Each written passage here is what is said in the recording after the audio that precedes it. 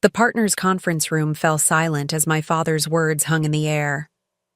To Williams and Associates' new managing partner and the future of our firm, my son, Kevin. Champagne glasses clinked around me while I stood frozen, legal pad clutched in my hand, certain I'd misheard. Before we jump back in, tell us where you're tuning in from, and if this story touches you, make sure you're subscribed, because tomorrow, I've saved something extra special for you. My younger brother, who had failed the bar exam twice before, passing, who still brought me his motions to review, who had joined the firm barely 3 years ago compared to my 8. That Kevin was now my boss? My father's eyes skipped over me as partners offered congratulations, his message clear as any legal brief. A Williams man would lead the Williams firm, regardless of merit. I'd been foolish to think talent and dedication mattered more than gender in my father's eyes. But as the accounting notification flashed on my phone, showing nearly $1 million quietly transferred from our firm's accounts to a mysterious LLC, I realized this betrayal went far deeper than passed-over promotion. This was about ethics, client funds, and everything a law firm should stand for. My father had taught me that a lawyer's reputation was their most valuable asset. Now I had to decide what to do with the devastating truth. The man who'd taught me about legal ethics was breaking them all. I arrived at Williams and Associates at 5:30 that morning, a full 2 hours before anyone else would be in the office. The downtown Phoenix law firm had been my home for 8 years, ever since I'd passed the bar and declined offers from prestigious firms in New York and Chicago to join the family business. My grandfather had founded Williams Legal Services in 1962, a one-man operation defending small businesses. My father had transformed it into Williams and Associates, a respected mid-sized firm handling everything from complex corporate litigation to high-profile personal injury cases. And I, Sarah Williams, had spent my entire life preparing to one day lead it into the future. The early morning silence of the office felt different today, heavier, laden with betrayal. I unlocked my office door and settled behind my desk, surrounded by diplomas and case victories that suddenly felt hollow. Top of my class at Stanford Law, federal clerkship with Judge Hernandez, the Beaumont class action that had saved the firm during the recession and brought in $8 million in fees. None of it had mattered yesterday when my father had announced Kevin as managing partner. I pulled up the accounting notification that had appeared on my phone during the announcement. A transfer of $400,000 from our operating account to Williams, Legacy Holdings LLC, an entity I'd never heard of despite being a named partner in the firm. 2 more notifications appeared when I searched back through records, $250,000 and $175,000 transfers to the same LLC over the past month. My legal training kicked in, pushing personal feelings aside to examine facts. Almost $1 million, quietly moved without partner approval. I checked the signatory, my father's electronic signature on all 3 transfers.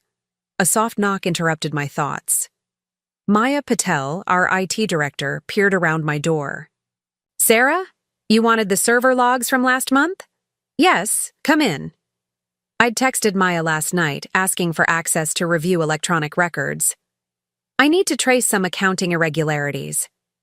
Maya set her laptop on my desk, her expression concerned. "I heard about yesterday's announcement. Everyone's shocked. We all assumed you'd be taking over when your father retired." Apparently my father had other plans. I kept my voice neutral despite the knot in my throat. "I need to check something.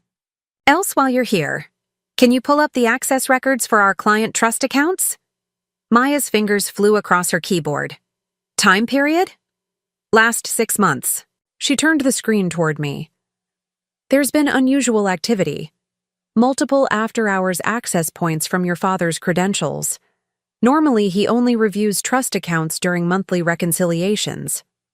I scanned the logs, stomach sinking as I spotted a familiar pattern. Large settlements coming in, followed by unscheduled trust account access, followed by transfers out that didn't match expected disbursement schedules. Maya, I need you to prepare a complete backup of all financial records and communications, segregated from our main server, accessible only with dual authentication from you and me. Her eyes widened slightly, but she nodded. As the firm's head of cybersecurity, she understood the implications of my request. You think someone's compromised our systems? I think I need to verify our financial integrity. I chose my words carefully, unwilling to accuse my father outright without conclusive evidence. Client trust accounts are sacred in our profession. Any irregularity needs thorough investigation. I'll have the secure backup ready by noon. Maya hesitated. Should I tell Mr. Williams? Standard protocol. No. My response came too quickly. This is a confidential internal audit that I'm conducting as named partner. I'll inform the appropriate parties when I have findings to report. After Maya left, I unlocked my bottom desk drawer and removed a legal pad. As much as I trusted digital records, some things needed to be documented on paper. I began a timeline of everything I knew. Kevin's surprise appointment, the unauthorized transfers, the trust account irregularities. The picture forming was one. No daughter wanted to see, no attorney could ignore. My intercom buzzed. Ms. Williams, you have a visitor. Mr. Chen is here. Walter Chen. My mentor since I'd joined the firm, head of our litigation department, and my father's oldest friend. At 68, Walter had been planning a gradual retirement, transitioning his major cases to me over the past year. Yesterday, he'd caught my eye during the announcement, his slight headshake warning me to stay quiet. Walter entered my office, closing the door firmly behind him. He looked tired, the lines around his eyes deeper than I remembered. The contrast between his impeccable gray suit and his evident exhaustion was jarring. You've been looking at the financial records, he said without preamble. I kept my expression neutral. What makes you say that? Because I've been watching them for months. Walter lowered himself into the chair across from my desk, wincing slightly. His recent hip surgery, delayed twice at my father's insistence that the Halverson case took priority, still caused him pain. The LLC transfers are just the beginning, Sarah. The knot in my stomach tightened. Tell me. Walter sighed heavily. Your father is dissolving the current partnership structure. He's creating a new entity where he and Kevin will control 70% interest. He can't do that. Our partnership agreement has a dissolution clause that can be triggered by the founding partner, your father, with cause. What cause? Walter's expression was grim. He's building a case that several partners, including me, are no longer capable of meeting our obligations due to age or health concerns. I shook my head in disbelief. That's ridiculous. You just won the Sullivan trial last month. With your research and preparation, Walter acknowledged. Richard is counting on the fact that most senior partners will take retirement packages rather than fight. My mind raced. And the transferred funds? Setting up the new entity, I believe, creating operating capital that the old firm won't be able to reclaim. I processed this information, legal strategies already forming. The partnership agreement has protective covenants. This can't be legal. Walter smiled slightly. I taught you well. He reached into his jacket pocket and removed a small flash drive. This contains documentation I've been gathering. Financial records, emails, meeting notes that weren't circulated to all partners. Your father has been planning this for at least a year. A year? The betrayal cut deeper. Last year, I'd declined an offer to head litigation at Morris & Foster, a prestigious competitor, because my father had hinted I was being groomed for leadership. Walter's expression softened. There's more, Sarah. The Westfield settlement funds. My blood ran cold. Westfield was my case, a tragic wrongful death. Suit involving a young mother killed by faulty manufacturing equipment. We'd settled for $8.4 million. with the funds deposited into our client trust account 2 weeks ago, awaiting final distribution to the family and their minor children.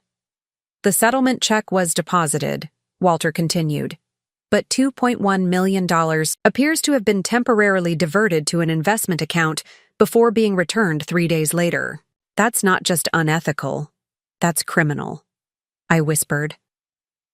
Trust accounts were inviolable. Client funds that could never be commingled with firm money or borrowed, even temporarily. Walter nodded gravely. Which is why I need your help. I've been building a case, but as your father's oldest friend, I have limited access without raising suspicion. You, as his daughter and a named partner, can access records I can't. You want me to investigate my own father? My own firm? I want you to protect your clients, your career, and the firm your grandfather built with integrity. Your father has lost his way, Sarah. The power, the prestige, it's corrupted him. I thought of the clients who trusted us with their most significant legal matters, the staff whose livelihoods depended on the firm, the legacy that was being tarnished. What about Kevin? Is he involved? I don't believe so. Kevin may be entitled and underqualified, but I don't think he's dishonest. Just a convenient figurehead who won't ask difficult questions. I turned the flash drive over in my fingers, feeling the weight of the decision before me. How much time do we have? The new structure is scheduled to be finalized in 3 weeks, after your father's 70th birthday gala. The irony wasn't lost on me. The celebration I'd been planning for months would now serve as the backdrop for my father's betrayal of everything he'd taught me about legal ethics. I'll need access to the server archives, I said, my mind already building an investigation strategy, and the complete trust account records for the past year. Walter's eyes held a mixture of sadness and pride. This won't be easy, Sarah. He's your father. He stopped being just my father the moment he compromised our client's interests, I replied. Now he's a lawyer who's violated his oath, and that I cannot ignore. Walter nodded, understanding the weight of my decision. Then, we begin. The next few hours passed in a blur of focused investigation. I reviewed the documents Walter had compiled, tracing money movements through increasingly complex pathways. By lunchtime, a disturbing pattern had emerged. Client settlement funds being temporarily borrowed from trust accounts, used for firm expenses or investments, then replaced before disbursement deadlines, sometimes using funds from newer settlements in a dangerous shell game. My secretary knocked softly. Ms. Williams, your mother is on line 1. She says it's about the birthday gala planning. I took a deep breath before picking up. Hi, Mom. Sarah, darling, where have you been? I've called you 3 times this morning. Elizabeth Williams' voice carried the crisp authority that had made her one of Phoenix's most formidable charity organizers and social connectors. Preparing and narrating this story took us a lot of time, so if you are enjoying it, subscribe to our channel. It means a lot to us. Now back to the story. The florist needs final approval on the arrangements, and the caterer wants to confirm the champagne selection. I've been in meetings, I said vaguely. Can we discuss this tonight? Tonight is the Hendersons' benefit, which you would know if you checked the family calendar. The disapproval in her voice was familiar. I need answers now, Sarah. Your father's 70th is our most important social event this year. I closed my eyes, wondering how my mother would react to knowing her husband was potentially facing disbarment or even criminal charges. Would she stand by him? Probably. Elizabeth Williams had spent 40 years crafting the image of perfect family and flawless success. Reality that contradicted this narrative simply didn't penetrate her worldview. Whatever the florist suggests is, fine, Mom, and the veuve for champagne. You sound distracted. Is this about Kevin's promotion? Because really, Sarah, you should be grateful. Managing a law firm is hardly compatible with family life, which you should be focusing on at your age. 34 is I have to go. Mom? Client emergency? I hung up before she could launch into her familiar lament about my lack of husband and children, wondering if she'd ever considered that my dedication to the firm had been the primary obstacle to that traditional path. My phone buzzed with a text message from Kevin. Lunch at Morton's? Dad wants to discuss transition plans. I stared at the message, fighting a wave of anger. Kevin, with his mediocre law school record and minimal trial experience, was now privy to high-level strategy discussions I was excluded from. The unfairness burned, but also presented an opportunity. I needed information about my father's plans, and Kevin's natural boastfulness might provide it. Meet you there at 12:30, I replied. Morton's was walking distance from our offices, a power lunch staple for Phoenix's legal and business elite. I arrived to find Kevin already seated at my father's usual corner table, looking out of place in a suit that probably cost more than his monthly salary. He'd ordered a scotch despite the early hour. "There she is," he called out too loudly as I approached. "Dad's stuck on a call with Judge Pearson, but he'll join us soon." I slid into the booth. "Celebrating your promotion?" Kevin grinned, oblivious to my tone. Still can't believe it, honestly. But Dad says the firm needs new energy, fresh ideas. "What kind of fresh ideas do you have, Kevin?" I kept my voice light, conversational. "Modernization, mainly. Dad thinks we're too bogged down in old-school processes." He leaned forward conspiratorially. "Between us, he says Walter and the other senior partners are too cautious, too focused on compliance rather than growth opportunities. Compliance with legal and ethical standards is rather important in our profession," I noted dryly. Kevin waved dismissively. "Obviously, we follow the rules, but Dad says there are creative ways to structure things that still technically comply while maximizing profit." "Creative ways like the new LLC he's forming? Williams Legacy Holdings?" Kevin's surprise was genuine. "You know about that? Dad just mentioned it to me yesterday. It's part of the restructuring plan." "What restructuring plan?" I asked, feigning ignorance. "The whole firm's getting reorganized. Dad's bringing in Harrington Global as a major client, but they want a more streamlined partnership structure. Some of the older partners are taking retirement packages. Harrington Global, a construction conglomerate with a reputation for aggressive business practices and regulatory corner-cutting. Walter had declined to represent them 3 years ago, citing concerns about their compliance history. And the new structure gives you 70% controlling interest," I probed. Kevin's brow furrowed. "What?" "No, Dad and I will have majority control, but it's like 51%, I think." "Interesting." My father was keeping Kevin in the dark about the actual numbers. Did Dad explain how the capital accounts will transfer, or the client management transitions? He said not to worry about that stuff yet. Kevin took a long sip of his scotch. "I'm supposed to focus on client relationships while he handles the financial restructuring." He paused, studying me. "You don't seem happy for me, Sarah." I chose my next words carefully. "I want what's best for the firm and our clients, Kevin. Managing partner is a huge responsibility with significant fiduciary duties and ethical obligations. Dad may be asking more of you than you realize." "You think I can't handle it," he said, defensiveness creeping into his voice. "I think Dad might be putting you in a difficult position without giving you all the information you need." I leaned forward. "Kevin, as managing partner, you're legally responsible for the firm's financial decisions, including trust account management.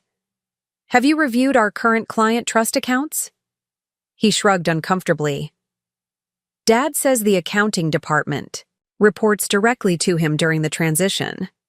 That arrangement doesn't shield you from liability if there are improprieties," I said quietly. "The Bar Association won't accept Dad handled it as a defense."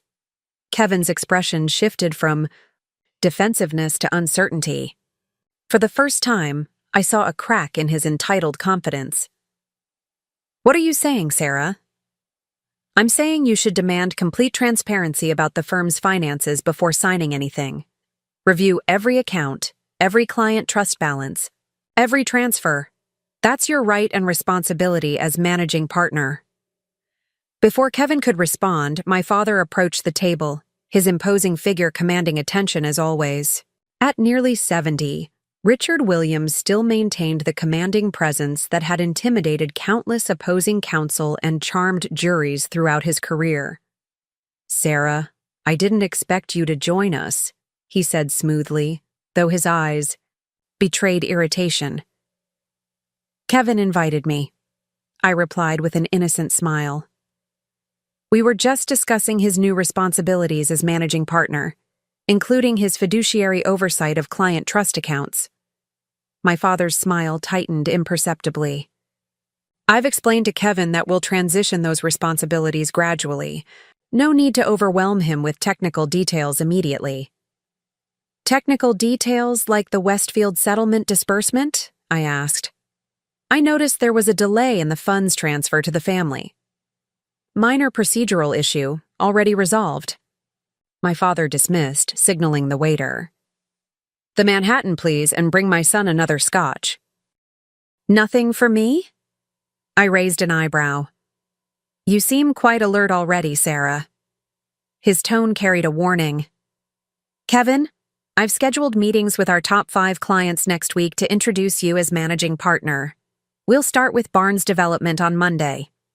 The rest of lunch proceeded with my father dominating the conversation, outlining Kevin's introduction to key clients while systematically excluding me from the discussion.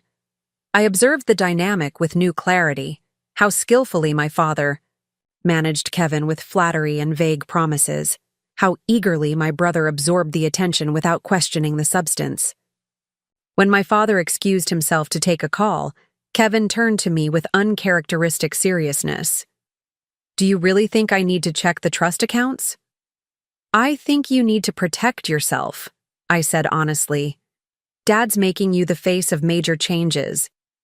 Make sure you understand exactly what you're putting your name on." Kevin nodded slowly, unexpected vulnerability in his expression. "I always thought you resented me." "You're my brother, Kevin. Whatever issues we have, I don't want to see your career destroyed before it really begins." My father returned before Kevin could respond, ending our brief moment of connection with deliberate finality. "Sarah, I need you to handle the Johnson deposition tomorrow.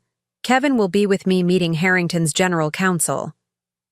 "Of course," I replied, recognizing the dismissal for what it was, my relegation to routine work while Kevin was groomed for leadership. I should get back to the office to prepare. As I walked back to the firm, my phone buzzed with a message from Maya. "Secure backup complete. Found something concerning in the email archives you should see." The investigation was gaining momentum. Whatever my father was planning, whatever ethical lines he had crossed, I was now committed to exposing the truth. Not just for my own career, but for the firm my grandfather had built on principles of integrity, for the clients who trusted us with their most important matters, and yes, even for Kevin, who was being set up as either a willing accomplice or an unwitting scapegoat. The afternoon sun beat down on Phoenix's downtown legal district as I quickened my pace. 3 weeks until my father's birthday gala. 3 weeks to build a case that would either save Williams and Associates or tear my family apart. The weight of that responsibility settled on my shoulders with each step back toward the firm that bore my name, but was no longer truly mine. Back at the office, I found Maya waiting in my office, laptop open on my conference table. She closed the door behind me without being asked, her expression grave. "I found a pattern of deleted emails," she said without preamble. "Your father has been corresponding with someone named James Harrington using a private Gmail account instead of his firm email, but he occasionally forwarded documents from his work account to the Gmail." "Harrington as in Harrington Global?" I asked, sitting down beside her. "The same. It appears they've been discussing some kind of merger or acquisition for months. The language is deliberately vague, but there are references to consolidating assets and cleaning up legacy obligations before finalizing the deal. I leaned in to review the emails she'd recovered. Does Kevin appear in these communications? Only as a subject, never as a recipient. There's one from 3 months ago where your father writes, Kevin will be positioned as the face of the transition. His appointment will deflect attention from the financial restructuring. The confirmation of my suspicions brought no satisfaction. Have you found any direct references to client funds? Maya hesitated. Not explicitly, but there's a spreadsheet attached to one email titled Bridge Capital Requirements. It shows temporary allocations of funds with repayment schedules. The amounts and dates correlate with several major settlement deposits and disbursements. My father was using client settlement money to temporarily fund firm operations, I said, the reality sinking in. Borrowing from trust accounts with the intention of replacing the funds before anyone noticed. That's what it looks like, Maya confirmed quietly. The pattern suggests it started during the recession when the firm was struggling.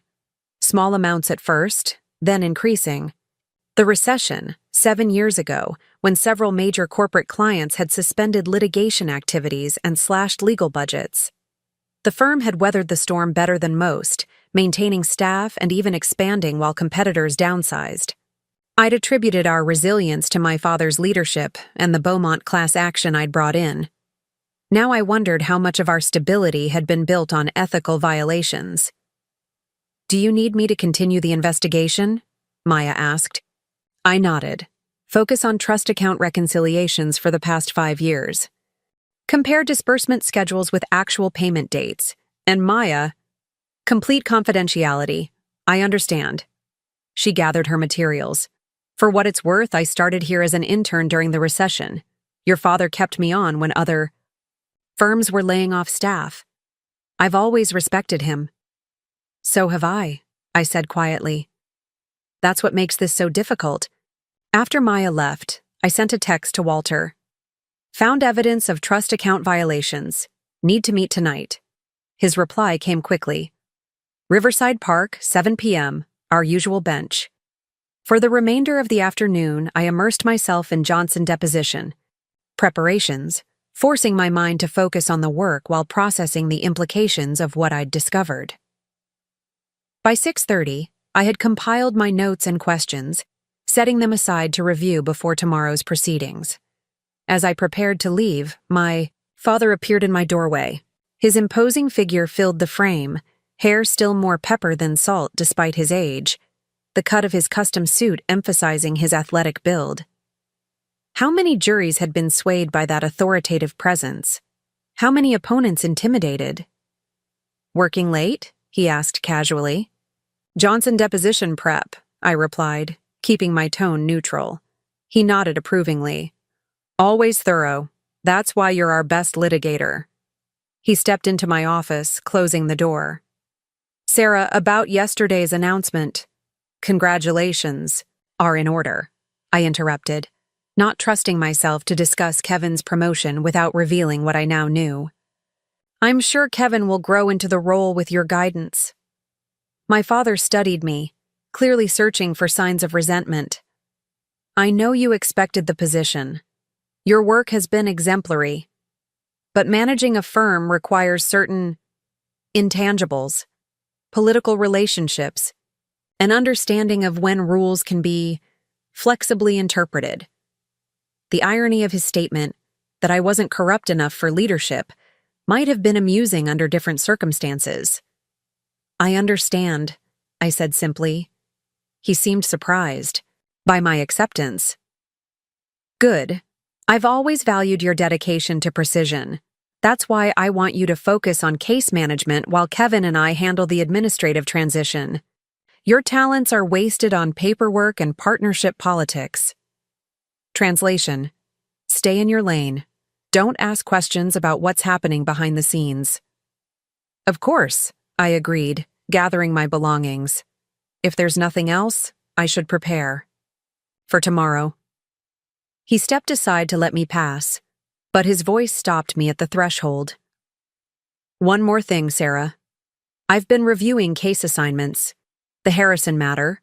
I'm transferring primary responsibility to Jeffries. I turned back, slowly. Harrison was a major commercial litigation case I'd been building for 18 months. A case with significant settlement potential in the next few months. Any particular reason? I kept my voice steady. Jeffries has more experience with the regulatory aspects, my father replied smoothly. And with your other caseload, I thought you'd appreciate having one less matter to manage. The true reason was clear. Harrison would likely settle before my father's restructuring was complete. He was moving the fee potential to an attorney he controlled, away from me. Whatever you think is best for the client, I said, the professional. Response automatic despite my inner turmoil. My father nodded, seemingly satisfied with my compliance.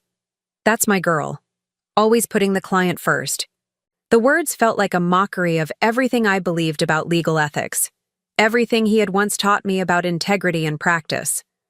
As I walked to my car, the weight of deception, both his and now mine, settled heavily on my shoulders. The father I had idolized throughout my legal education, the attorney whose ethical standards I had strived to uphold, was systematically undermining everything our firm supposedly stood for. The evening air was cooling as I reached Riverside Park, a small green space alongside the canal where Walter and I often discussed case strategy away from office ears. I found him on our usual bench, feeding crumbs to persistent ducks despite the posted signs against it.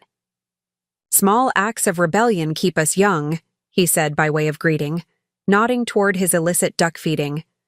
Though I'm guilty of worse these days, investigating my oldest friend and managing partner. I sat beside him, watching the ducks squabble over the last crumbs. It's not just trust account violations, Walter. He's been planning some kind of merger with Harrington Global, positioning Kevin as managing partner to deflect attention from financial restructuring. Walter nodded grimly. That confirms my suspicions. Harrington has wanted a controlling interest in a prestigious firm for years, gives them in-house counsel capabilities with an established reputation. But why all the secrecy? Why not just propose the merger openly? Because Richard knows I would fight it, and I have enough influence with other partners to potentially block it. Walter sighed heavily.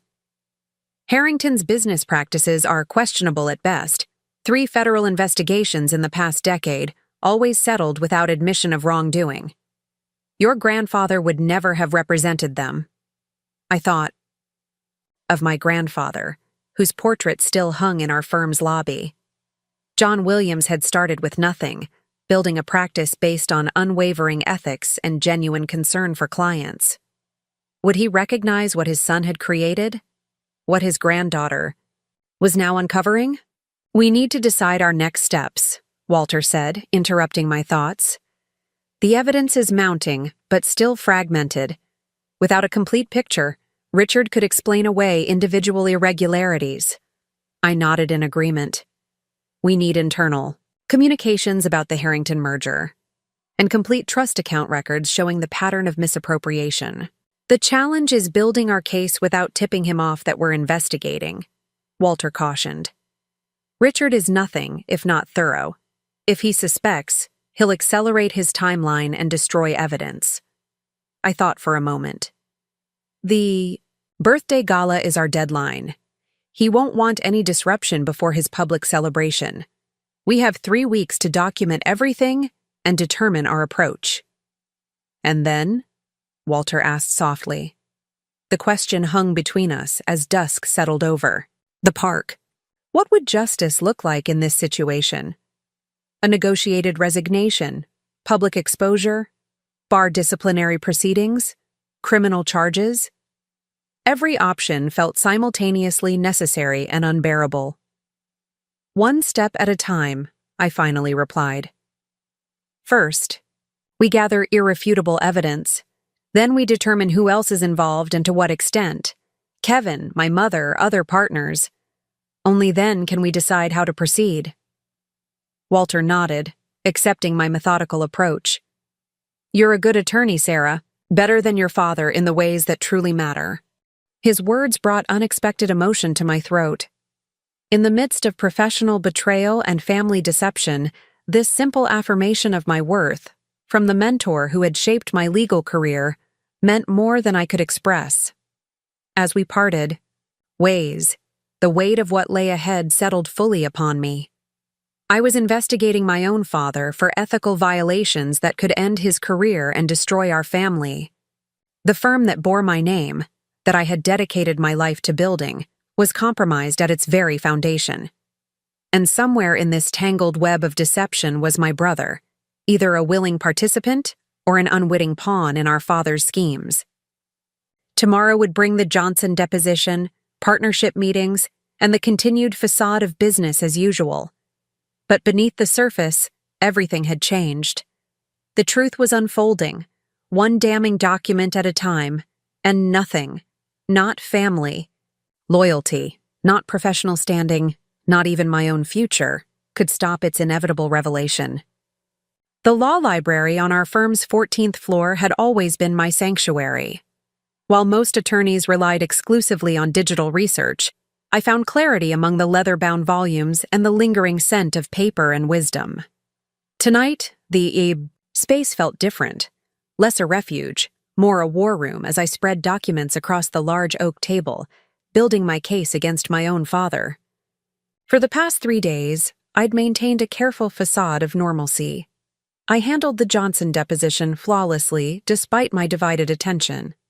I attended partnership meetings, nodding at appropriate moments while scanning faces for signs of complicity or suspicion.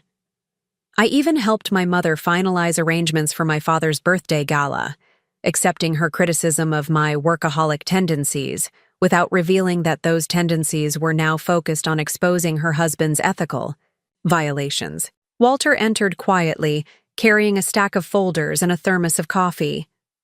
Behind him came Elena Vasquez, the firm's most senior paralegal, who had worked with my grandfather before my father took over. Her presence surprised me.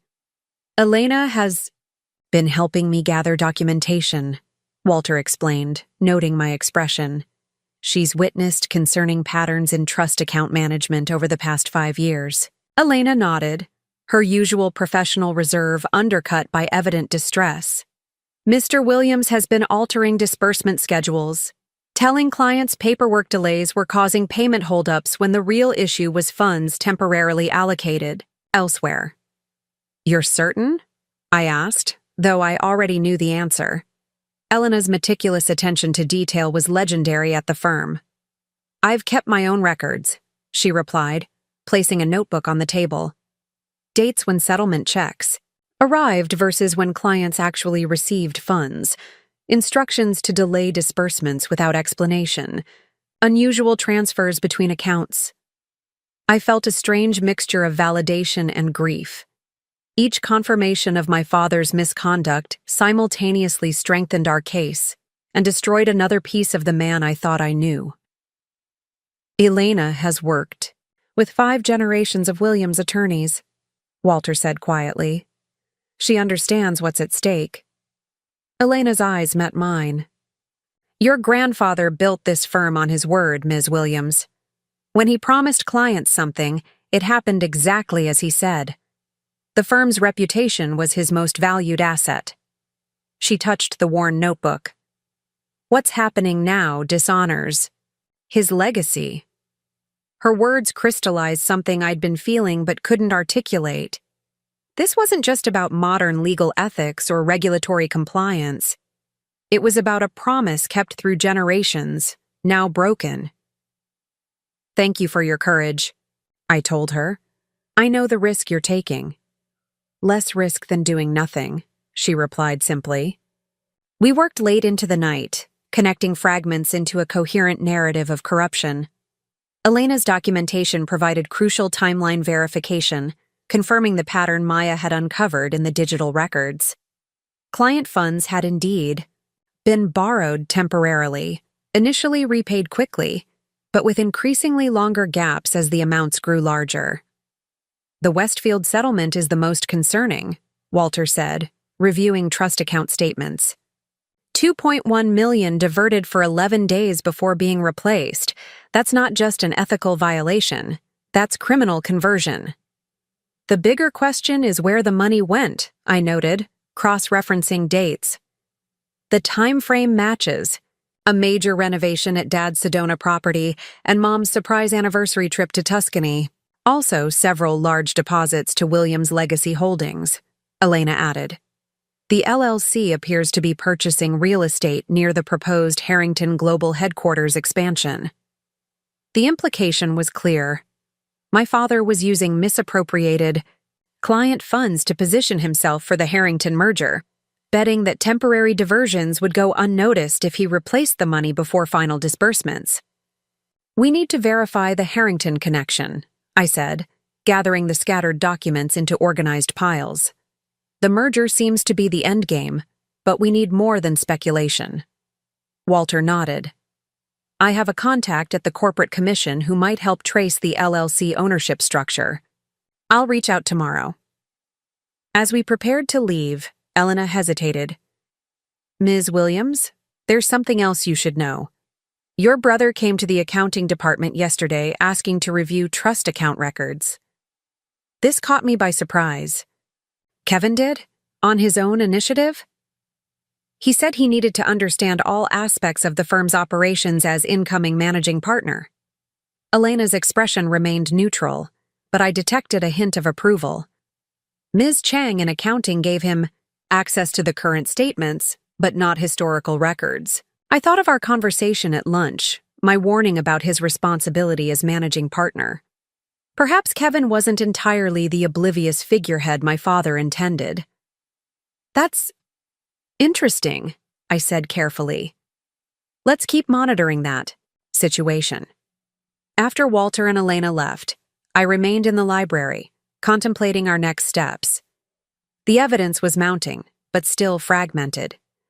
We needed internal communications about the Harrington merger, documentation of the decision to elevate Kevin, and the complete restructuring plan my father was implementing. My phone chimed with a text from my mother. Finalized menu for your father's birthday. Need you to confirm wine selection by tomorrow. Also, wear the blue Armani for the Henderson benefit tomorrow night. Photos for the society page. The mundane message felt surreal against the backdrop of what I'd discovered. Elizabeth Williams was orchestrating social appearances while her husband diverted client funds to finance their lifestyle. Was she complicit? Or simply willfully ignorant of anything that would disrupt her carefully cultivated image? I texted back a bland confirmation, then gathered my materials into a secure file box Walter had provided, one that would remain in the library safe rather than my office where my father might discover it. The elevator descended to the parking garage, empty at this late hour except for a few cars belonging to associates working through the night. As the doors opened, I was startled to find Kevin waiting, his normally perfect appearance disheveled, tie loosened, and hair uncharacteristically rumpled. "Been looking for you," he said, stepping into the elevator before I could exit. "We need to talk." I maintained my composure despite my racing heart. "It's late, Kevin. Can it wait until tomorrow?" "No." He jabbed the button for the lobby. "Not here. Too many ears." His uncharacteristic terseness alarmed me. Had my father discovered our investigation? Was Kevin here as his messenger? We rode in silence to the lobby, then walked through the deserted space to the plaza outside. Phoenix nights remained warm even in autumn, the air still holding the day's heat as we found a bench near the decorative fountain that fronted our building. Kevin paced before me, hands jammed in his pockets. "I checked the trust accounts like you suggested." I kept my expression neutral. And there are irregularities I can't explain." He stopped pacing to face me. "Settlement funds that should be there aren't. Or they appear and disappear. Or the amounts don't match what they should be based on the settlement agreements." "What did Dad say when you asked him about it?" Kevin's laugh held no humor. "That's the thing. I haven't asked him yet. Because the more I looked, the more I found, and I'm not sure I want to hear his explanation. He ran a hand through his hair, further disarranging it. Sarah, if these discrepancies mean what I think they mean, we're in serious trouble. We? I raised an eyebrow. Yes, we. His voice rose in frustration. I'm managing partner now, remember? If there are financial improprieties happening under my watch, I'm responsible. The Bar Association won't care that Dad assured me everything was fine. I studied my brother's face, seeing genuine fear beneath his usual bravado. In his own way, Kevin was as much a victim of our father's manipulations as I was, elevated to a position he wasn't ready for, potentially to serve as a scapegoat if the scheme collapsed. What do you want from me, Kevin? He sat beside me, deflating slightly. Help me understand what's happening. You've always been better at the details, at seeing patterns. If something's wrong with our firm, I need to know. The sincerity in his voice was unfamiliar. Kevin and I had always had a complicated relationship, the favored son and the overlooked daughter, competing for our father's approval in different arenas. His natural charm and social ease contrasted with my analytical focus and work ethic. We'd never been allies. Until now, perhaps. I've noticed irregularities too, I admitted carefully. I've been looking into them. What have you found? His eyes, so like our father's, held uncharacteristic vulnerability. I weighed my options. Bringing Kevin into our investigation carried risks. He might report back to our father. He might refuse to believe the extent of the violations. Or he might panic and make impulsive decisions that compromised our evidence gathering. But excluding him meant missing an opportunity to have the firm's newly named managing partner supporting our efforts, a powerful ally if he truly wanted to address the problems. It's complicated, I said finally, and not something we should discuss here. Meet me at the Capitol Grill tomorrow for lunch. Noon. We'll talk then. Kevin nodded, visibly relieved to have a plan. I'll be there. He stood to leave, then hesitated. Sarah, why didn't you tell me you were investigating this already? Would you have believed me 3 days ago? I asked honestly. Or would you have assumed I was just jealous of your promotion? His silence was answer enough. Tomorrow, Kevin. Bring copies of anything concerning you've found. I watched him walk away, his normally confident stride subdued. Once he was gone, I called Walter despite the late hour. Kevin approached me. He's found the trust account issues on his own. Can he be trusted? Walter's concern was evident. I'm not sure, I admitted. But he's scared, and that might make him an ally. I'm meeting him tomorrow to feel out his position. Be careful, Sarah. Your father has influenced Kevin his entire life. Blood and loyalty run deep. After we hung up, I sat by the fountain for a long time, watching the play of light on water. My father had taught me that the law was about justice. That ethical practice was non-negotiable. Had he believed it then? When had principles become flexible, rules become suggestions, client funds become temporarily available resources? And more disturbing, if I hadn't been passed over for managing partner, would I have discovered these violations? Or would I have been gradually drawn into the same compromises, the same ethical flexibility, until I too could justify temporary reallocation of funds that weren't mine? Morning came too quickly after a restless night. I arrived at the office to find my calendar rearranged, 2 depositions rescheduled, a client meeting canceled. My secretary looked apologetic.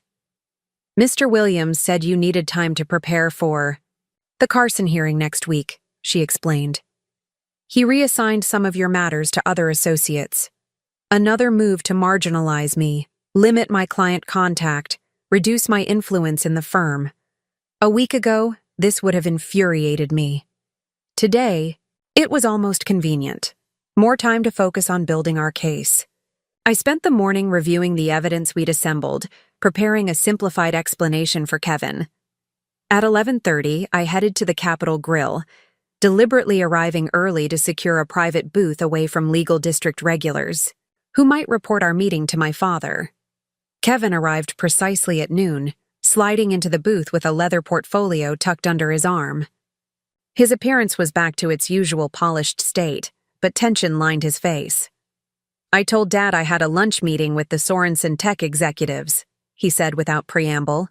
He seemed pleased, said it showed initiative. The waiter approached, but Kevin waved him off. "Just water. This isn't a social lunch." I studied my brother with new eyes. The entitled, somewhat lazy attorney who relied on charm rather than preparation was nowhere to be seen. This Kevin was focused, concerned, almost professional. "Show me what you found," I said, skipping preliminaries. Kevin opened his portfolio and removed several spreadsheets. I started with the Westfield settlement, $8.4 million total, with a 30% contingency fee to the firm. That leaves approximately $5.9 million for the clients. I nodded. Standard contingency arrangement. But when I checked the trust account statements, only $3.8 million was dispersed to the family. Kevin pointed to the highlighted figures. The difference, $2.1 million, was transferred to our operating account, then to Williams Legacy Holdings, before being returned to the trust account 11 days later. And that struck you as problematic? Kevin looked offended.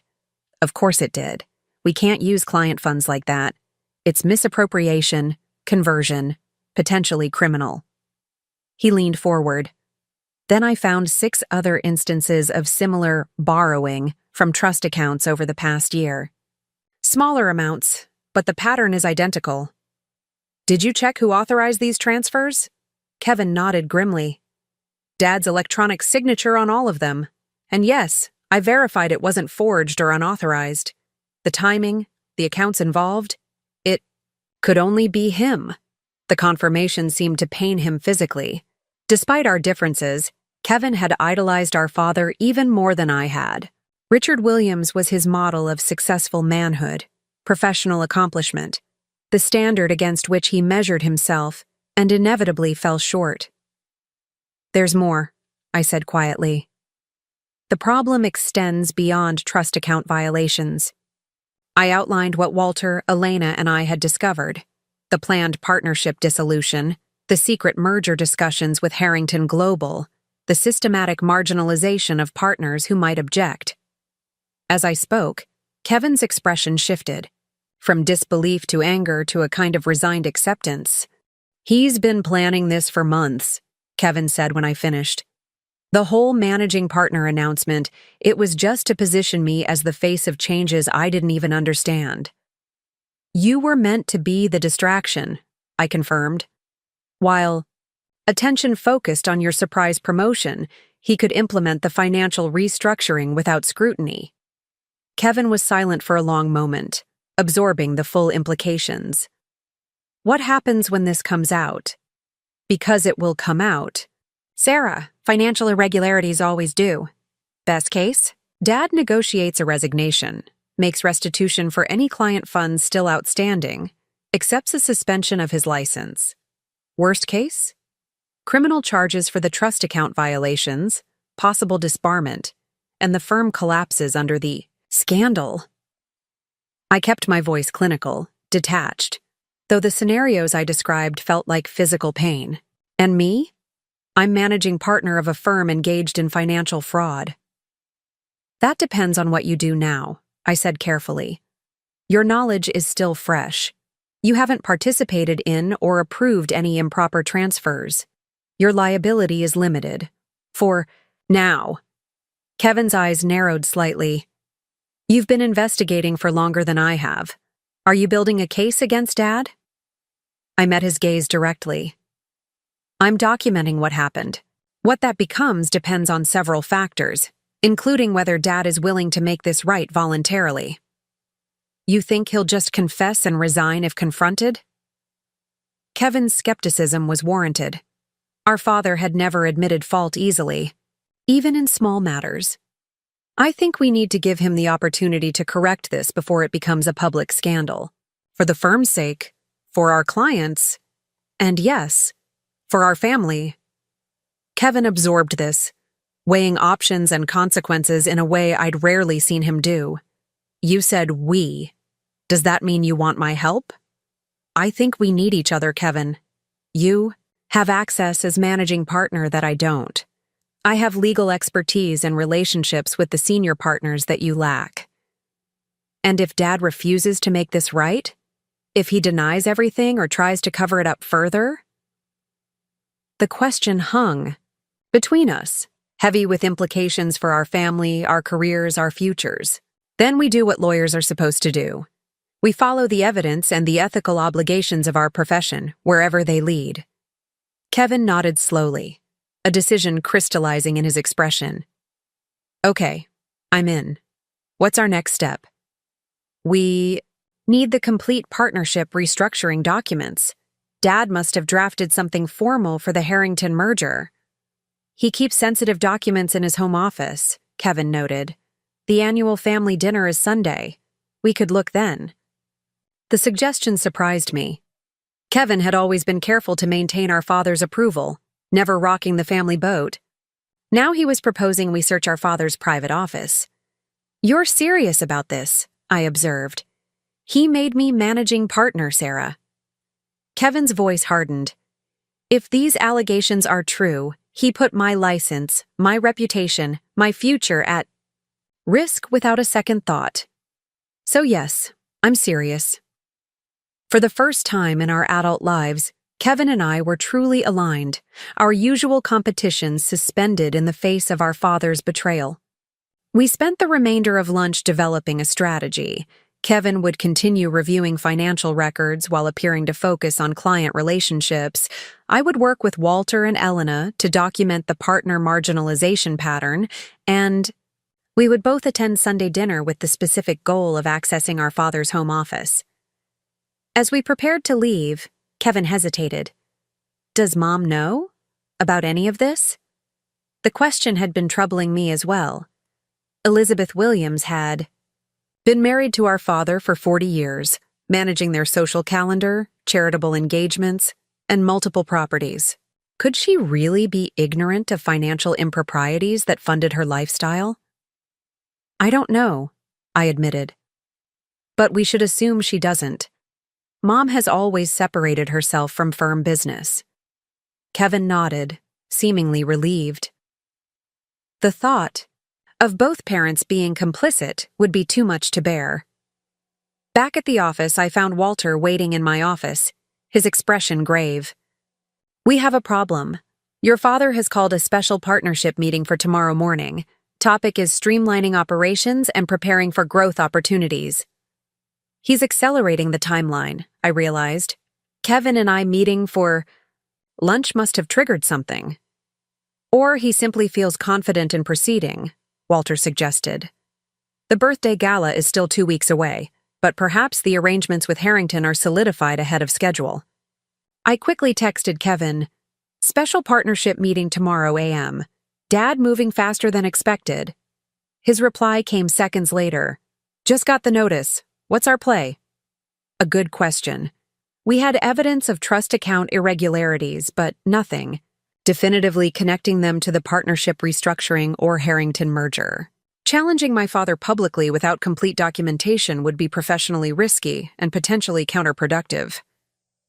We observe, I texted back. Gather information. Don't tip our hand. I updated Walter on my lunch with Kevin, including his discovery of the trust account violations and willingness to help our investigation. Walter seemed cautiously optimistic. Having the named managing partner on our side significantly strengthens our position, he acknowledged. But your father has been manipulating Kevin his entire life. Be careful about placing too much trust in his newfound independence. Kevin feels betrayed, I said.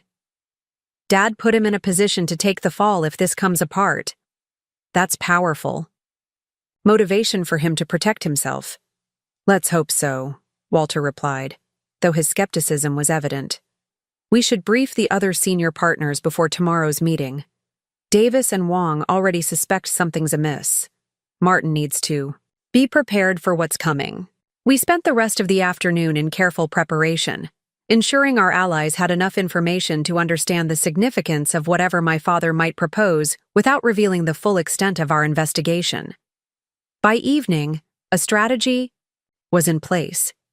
The senior partners would request written documentation of any proposed changes, cite partnership agreement provisions requiring review periods, and generally slow the process without direct confrontation.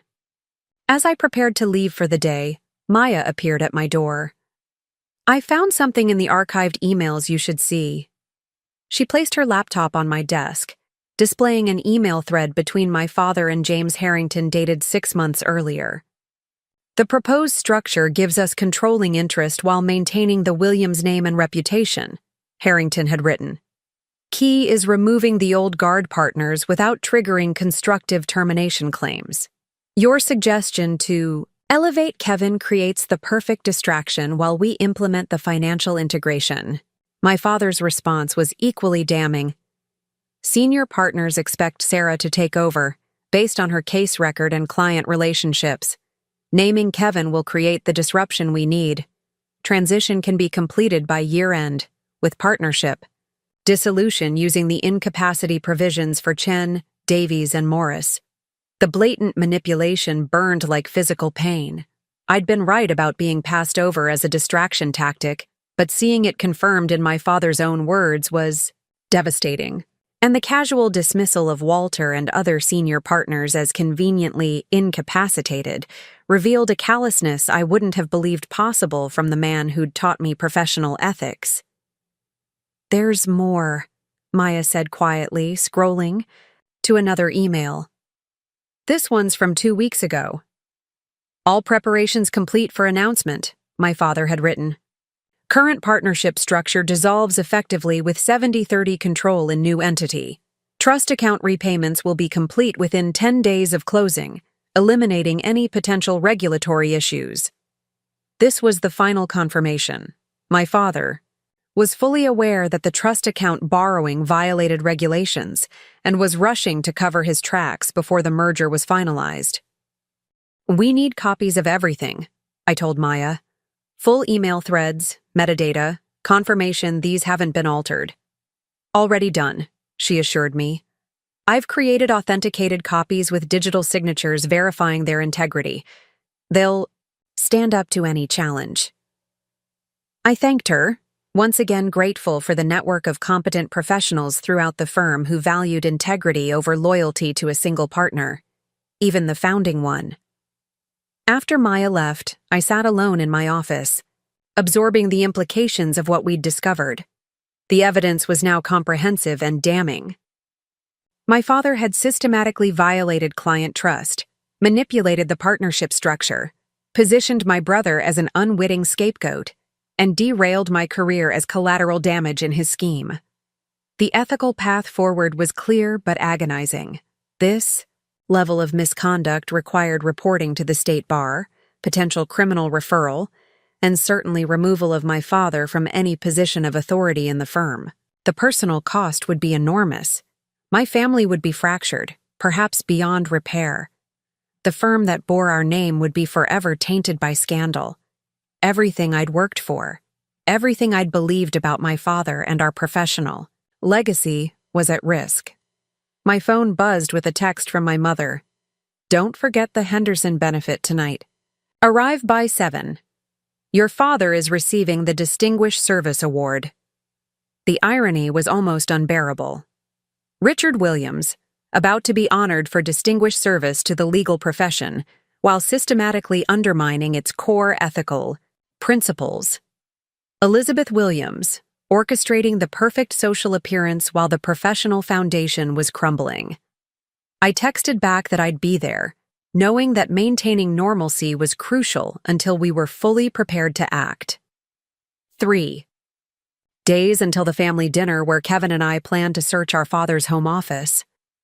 1 day until the special partnership meeting where my father would try to accelerate his plans. The timeline was compressing, events moving faster than anticipated.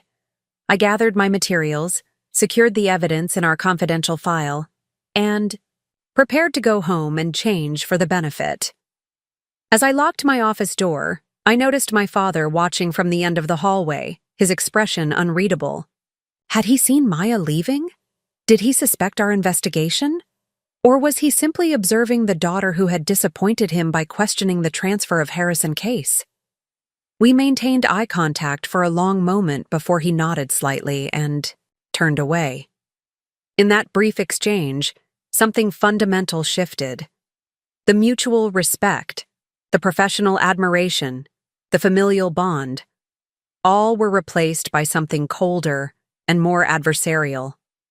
We were no longer father and daughter, mentor and protege. We were opposing counsel in a case with stakes higher than any courtroom battle we'd ever fought. I straightened my shoulders and walked toward the elevator, preparing myself for the evening's charade. The Hendersons' benefit would be filled with judges, attorneys, and community leaders, all there to honor Richard Williams for his contributions to the profession he was privately undermining. I would smile, make small talk, applaud my father's acceptance speech, and appear every inch the proud daughter. And all the while, I would be calculating our next moves in the case against him, weighing evidence and strategy as methodically, as he'd taught me to do throughout my legal education. The skills he'd instilled were now being turned against him, perhaps the most fitting consequence of all for a man who had placed expediency above the principles he claimed to uphold. The elevator doors closed, carrying me down to the parking garage and toward a confrontation that would redefine our family, our firm, and my own understanding of justice. The law library that had been my sanctuary was now a war room. My mentor was now my co-counsel against my own father. My brother was now an unexpected ally rather than a rival. Nothing was as it had been a week ago, and nothing would ever be the same again. The Henderson benefit unfolded like a scene from a play where I alone possessed the real script.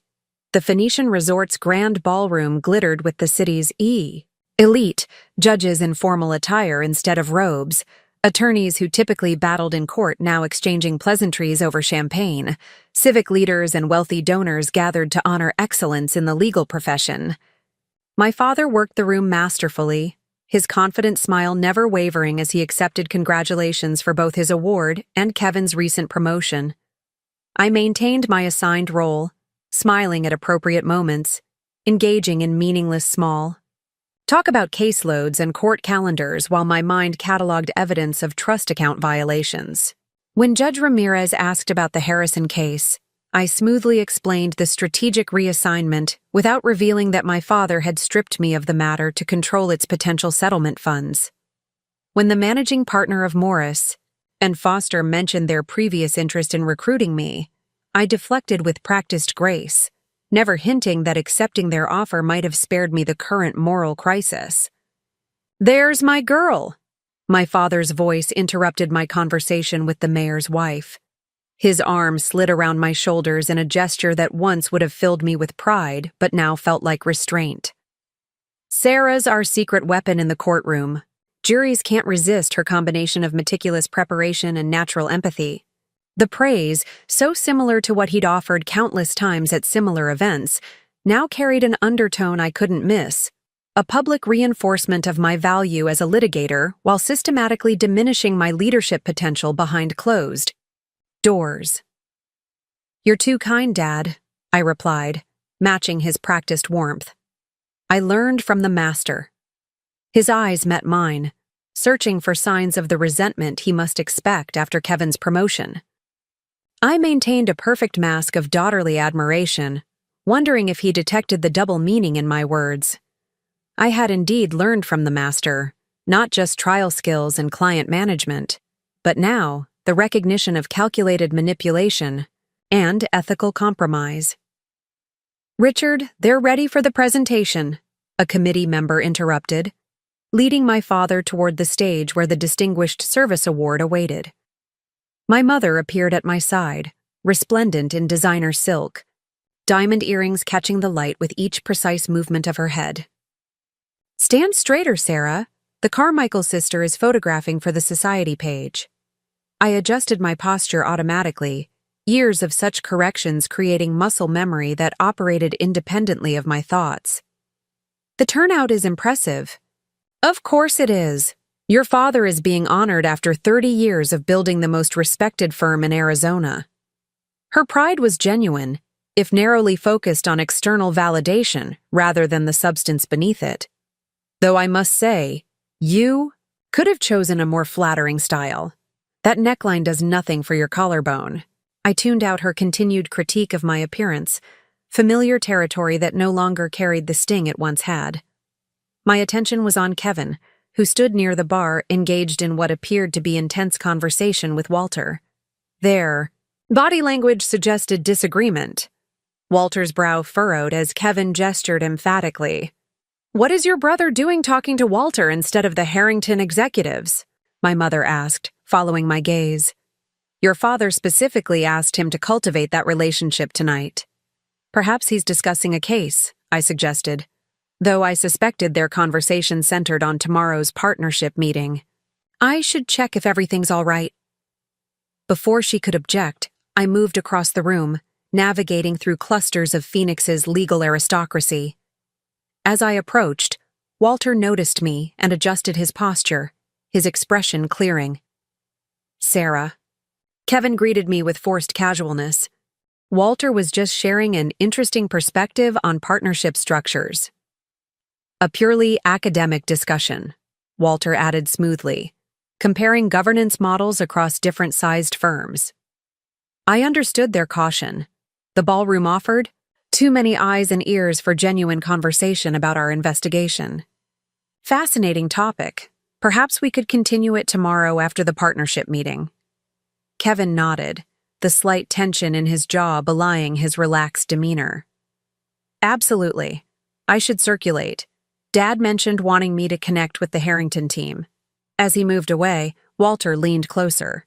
"Your brother seems genuinely concerned about the restructuring implications, but he's hesitant about confronting your father directly." "He needs more time," I murmured. "This is all very new to him." "Time may be a luxury we don't have. I've heard rumors that the Harrington merger documentation is being prepared for signature next week, well before your father's birthday celebration." This acceleration was concerning. Were we losing the window for controlled intervention? "What's driving the rush?" "That's what troubles me," Walter admitted. "Sudden urgency usually indicates external pressure. I'm wondering if there are financial problems at Harrington we don't know about, making this merger time-sensitive." Before we could explore this further, the lights dimmed and attention turned to the stage where the president of the State Bar Association was introducing my father with glowing praise about integrity, service, and dedication to legal ethics. The irony was almost unbearable.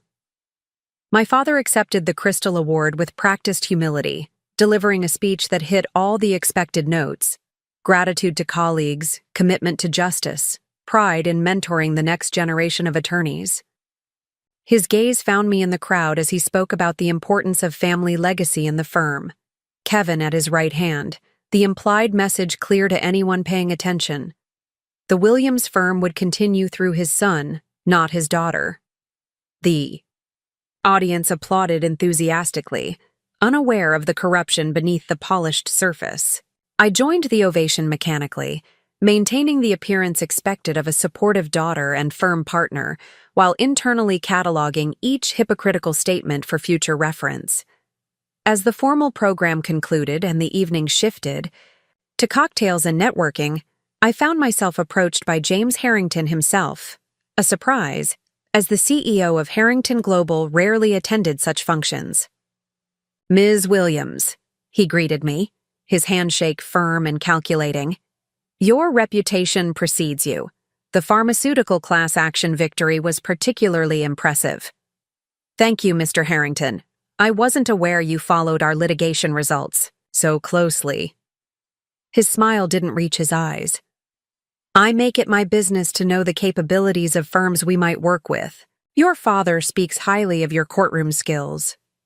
"But not my leadership potential," I noted silently. "I understand your company has been exploring a deeper relationship with Williams and Associates." A flicker of surprise crossed his features, before the practiced executive mask returned. Your father mentioned he's been discussing potential collaborations with your brother as the incoming managing partner. Kevin and I have no secrets, I replied, watching his reaction carefully. We're both committed to understanding all aspects of the firm's future direction. Harrington studied me with new interest, reassessing whatever he'd been told about my role, or lack thereof, in the firm's restructuring. I see. Well, perhaps we should schedule a time to talk more specifically about how your litigation expertise might fit into the broader relationship we're developing. I'd welcome that conversation, especially regarding how such a relationship would maintain the ethical standards our firm was built upon. I emphasized the last words slightly, watching his expression. Ethics are certainly a priority for Harrington Global, he replied smoothly, though something flickered in his eyes, awareness, perhaps, that I wasn't as sidelined as my father had suggested. I look forward to exploring this further. If you'll excuse me, I should speak with Judge Thompson before he leaves. As Harrington moved away, I noticed my father watching our interaction from across the room, his expression unreadable, but his attention unmistakable. I maintained a pleasant smile, raising my champagne glass slightly in his direction before turning to engage with a state senator who'd approached me. The remainder of the evening passed in a blur of strategic conversations and careful observations. I noted which judges seemed particularly friendly with Harrington executives, which partners appeared to have been briefed on pending changes, which associates were being showcased to potential clients from Harrington's corporate network. By the time my mother signaled it was appropriate for family members to depart, I had compiled a mental map of the alliance my father was building to support his restructuring plans. The valet brought my car, and I was about to leave when Kevin appeared beside me. "Need a ride?" I asked, noting he'd surrendered his keys to the attendant hours earlier. "Please," he replied, sliding into the passenger seat. Once we were clear of the resort entrance, his careful composure dissolved. "Walter thinks Dad is accelerating the timeline. The partnership meeting tomorrow isn't just informational. He's going to push for preliminary approval of the restructuring." Based on what evidence? Davis overheard Dad on the phone with Harrington after the award presentation. Something about securing partner buy-in ahead of schedule and documentation ready for signatures by Tuesday. Tuesday, 5 days away, more than a week before the birthday gala we'd assumed was the deadline. Did Walter tell the other senior partners? He's calling them tonight. But Sarah, we don't have enough concrete evidence connecting the trust account issues to the restructuring.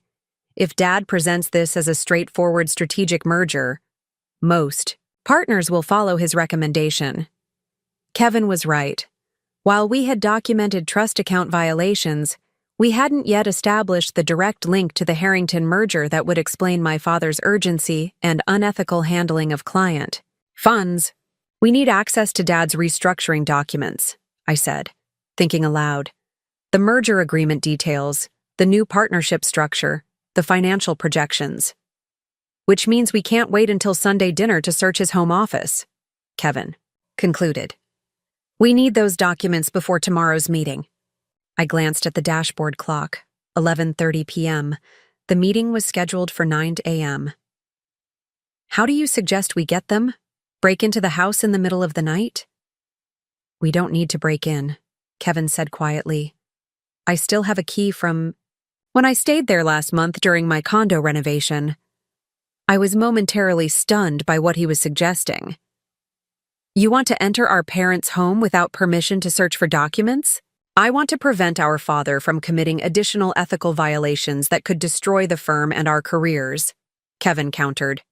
"They're at the post-event reception until at least 1 a.m. We'd have time to find what we need."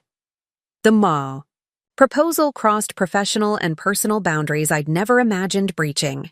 Yet if my father was indeed accelerating the timeline, waiting for proper channels might mean losing our opportunity to intervene before irreversible damage was done. "This isn't just about unauthorized entry," I warned. "If we take documents, even to copy them, it could be seen as theft.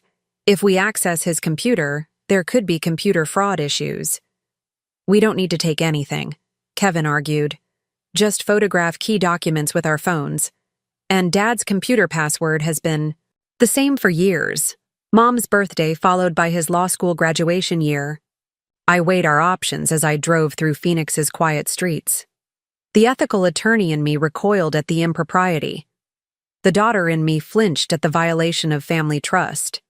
But the professional responsibility to protect clients and the firm from ongoing misconduct ultimately outweighed both concerns. If we do this, I said finally, we document exactly what we examined, when, and why. This is extraordinary circumstances justifying extraordinary measures to prevent ongoing harm, not a fishing expedition. Kevin nodded solemnly. Agreed. Do we tell Walter? I considered the question carefully. Walter had been my mentor and guide through this investigation, but involving him in potentially unauthorized access to my father's home created additional ethical complexity. Not beforehand. If we find something relevant, we can discuss how to properly bring it into our documentation. 20 minutes later, we turned onto the tree-lined street where I'd grown up. The Williams family home, a sprawling Spanish colonial in the historic district, stood dark except for security lighting. My parents' cars were absent, confirming they were still at the reception. Kevin used his key to disarm the security system and let us in. The familiar entry hall felt different at midnight. The family photos lining the staircase seemed to watch accusingly as we moved quietly toward my father's home office at the rear of the house. The office door was closed but unlocked. Kevin hesitated with his hand on the knob. Are we really doing this? We're preventing further harm to clients and the firm, I reminded him, though my own doubts clawed at the edges of my determination. If we're wrong about what Dad's doing, no. One needs to know we were here. The office was exactly as I remembered from childhood visits. Imposing mahogany desk, walls lined with legal texts and awards, the scent of leather and my father's sandalwood cologne. The space where I'd once played law office as a child, dreaming of the day I'd follow in Richard Williams' ethical footsteps, was now the scene of our desperate search for evidence of his corruption. Kevin went directly to the desk, trying the drawers. Locked, he muttered, frustration evident. Check the credenza, I suggested, moving to examine the bookshelf where my father often stored active files disguised among legal references. The search proceeded methodically, our legal training evident in how we documented each step with phone photos showing date and timestamps, careful not to disturb the original organization of materials. Behind a row of bound appellate reports, I discovered a portfolio labeled Transition Documents, Confidential. Kevin, I called softly, removing the portfolio and bringing it to the desk. Inside was a goldmine of information, the complete restructuring plan, including a partnership dissolution agreement that confirmed Walter's worst fears. Senior partners would be forced out through triggered incapacity clauses, their equity severely discounted through valuation formulas that wouldn't withstand legal challenge but would likely be accepted to avoid public litigation. A new entity, Williams. Harrington Legal Group, would emerge with Richard and James Harrington controlling 60%, Kevin holding 10%, and remaining equity distributed among junior partners willing to accept the new arrangement. Most damning was a financial summary showing bridge funding moving between accounts to normalize balance sheets before the merger. The amounts and dates matched the trust account violations we'd already documented. He's using client funds to make the firm's finances look better than they are, Kevin said, the reality sinking in. Borrowing from trust accounts to cover operating shortfalls, so Harrington doesn't see how much we've struggled since the recession. This explains the urgency, I noted, photographing each page methodically. If Harrington discovers the true financial situation, the merger terms would be far less favorable. Dad needs to complete this before anyone looks too closely at the books. Further search revealed a USB drive labeled HG Merger Final in my father's handwriting. Kevin plugged it into his phone adapter, revealing digital copies of the documents. We'd found plus additional communications between my father and Harrington. "We need to copy these," Kevin said, already forwarding files to his secure email.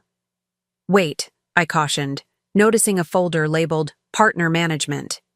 Inside were individual assessments of each partner, including detailed personal information that could be used as leverage if they oppose the restructuring: health issues, financial troubles, family situations, all cataloged as potential pressure points. My own file contained a cold analysis. Sarah, significant flight risk due to leadership ambitions. Too independently minded for seamless integration. With HG culture. Potential whistleblower if trust account irregularities detected. Recommendation: assigned to complex litigation team with autonomy, but no financial oversight. Consider severance package if resistance emerges. Kevin's assessment was equally revealing. Kevin, eager for recognition but limited financial acumen. Controllable through status incentives and title. No risk of detecting accounting irregularities due to disinterest in administrative details. Ideal public face for transition while actual control remains with RW and JH. The clinical dismantling of our professional worth and family loyalty left me momentarily speechless. My father had assessed us as assets and liabilities in a business transaction, not as children or even colleagues. He never intended either of us to have real authority, Kevin said quietly, the hurt evident beneath his anger. I was just a puppet, and you were a potential problem to be managed. Before I could respond, headlights swept across the windows, a car turning into the driveway. We froze, then sprang into action, returning documents to their original locations, wiping surfaces we'd touched, ensuring everything appeared undisturbed. The reception must have ended early, Kevin whispered, checking his watch. 12:40 a.m., far earlier than expected. We slipped out through the rear door that connected to the garden, moving quickly but carefully to avoid external security lights. Once safely in my car parked a block away, we finally exhaled. That was too close, Kevin said, his usual bravado entirely absent. But we got what we needed.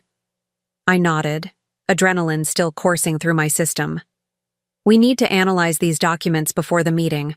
The connection between the trust account violations and the merger is now clear, but we still need a strategy for tomorrow.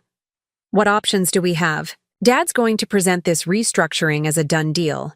Senior partners will object based on the dissolution terms, and without exposing the trust account issues, we can't explain the real urgency. His analysis was accurate. We faced an impossible choice.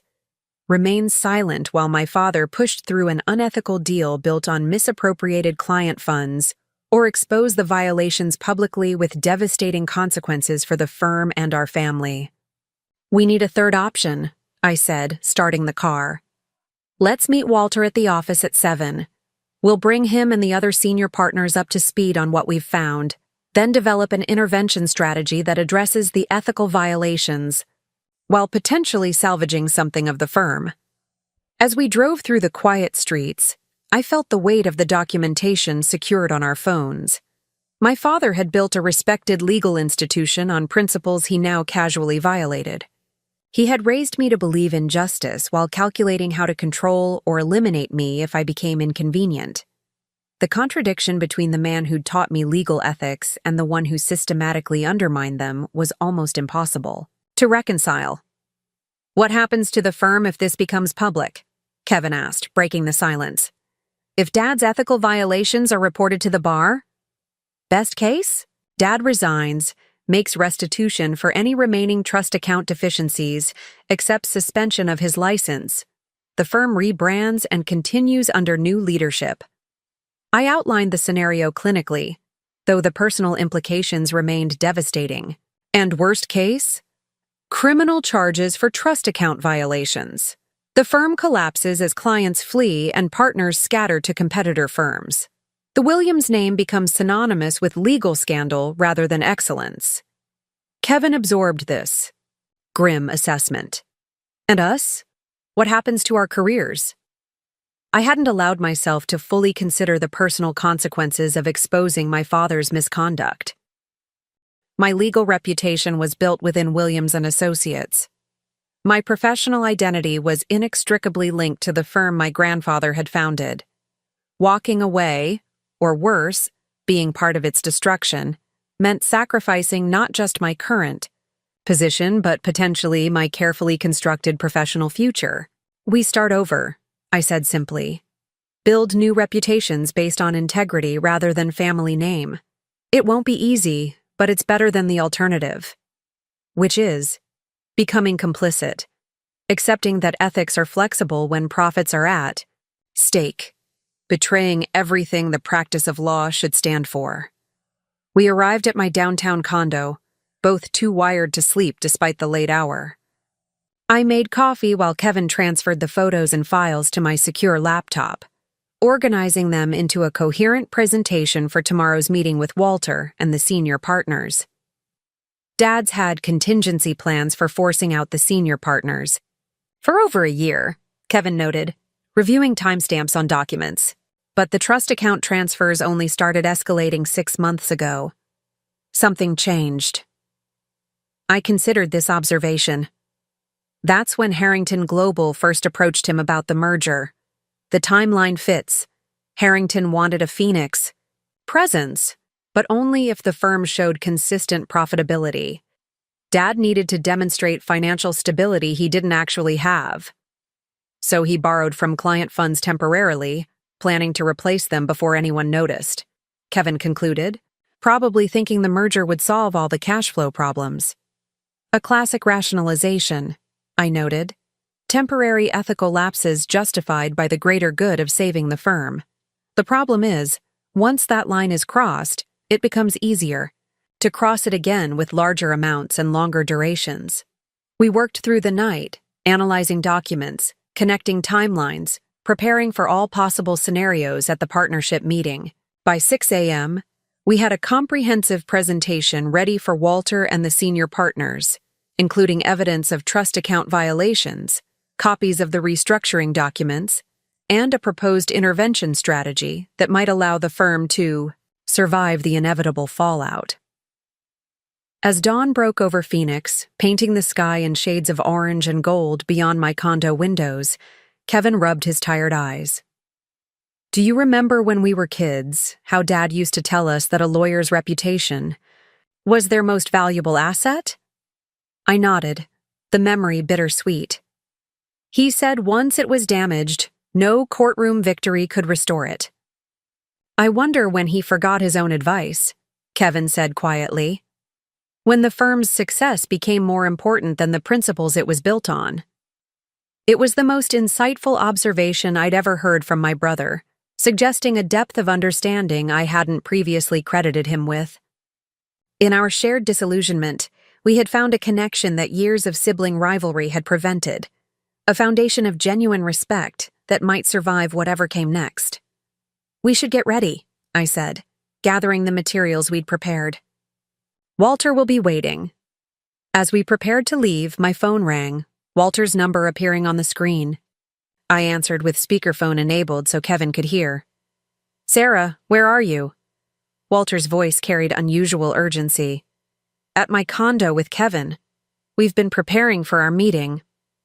Your father called an emergency executive committee session for 7 a.m., Walter interrupted. Before the full partnership meeting. Just him, Kevin as managing partner, and the administrative partner. They're meeting in the small conference room on 16. The executive committee could make certain decisions without full partnership approval. Not major restructuring, but potentially preliminary steps that would be difficult to reverse. What's on the agenda? I asked, though I suspected the answer. Authorizing engagement of transition counsel for a strategic transaction and approving preliminary term sheets, Walter replied grimly. He's laying the groundwork before anyone can object. Kevin checked his watch. 6:30 a.m. I'm supposed to be there in 30 minutes, but I never received notice. Because he doesn't expect you to ask questions or even read what you're signing, I realized. just to provide the second signature required by partnership rules. Kevin's expression hardened with resolve. Then he's in for a surprise. I'll be there, but not to rubber stamp anything. We're on our way, I told Walter.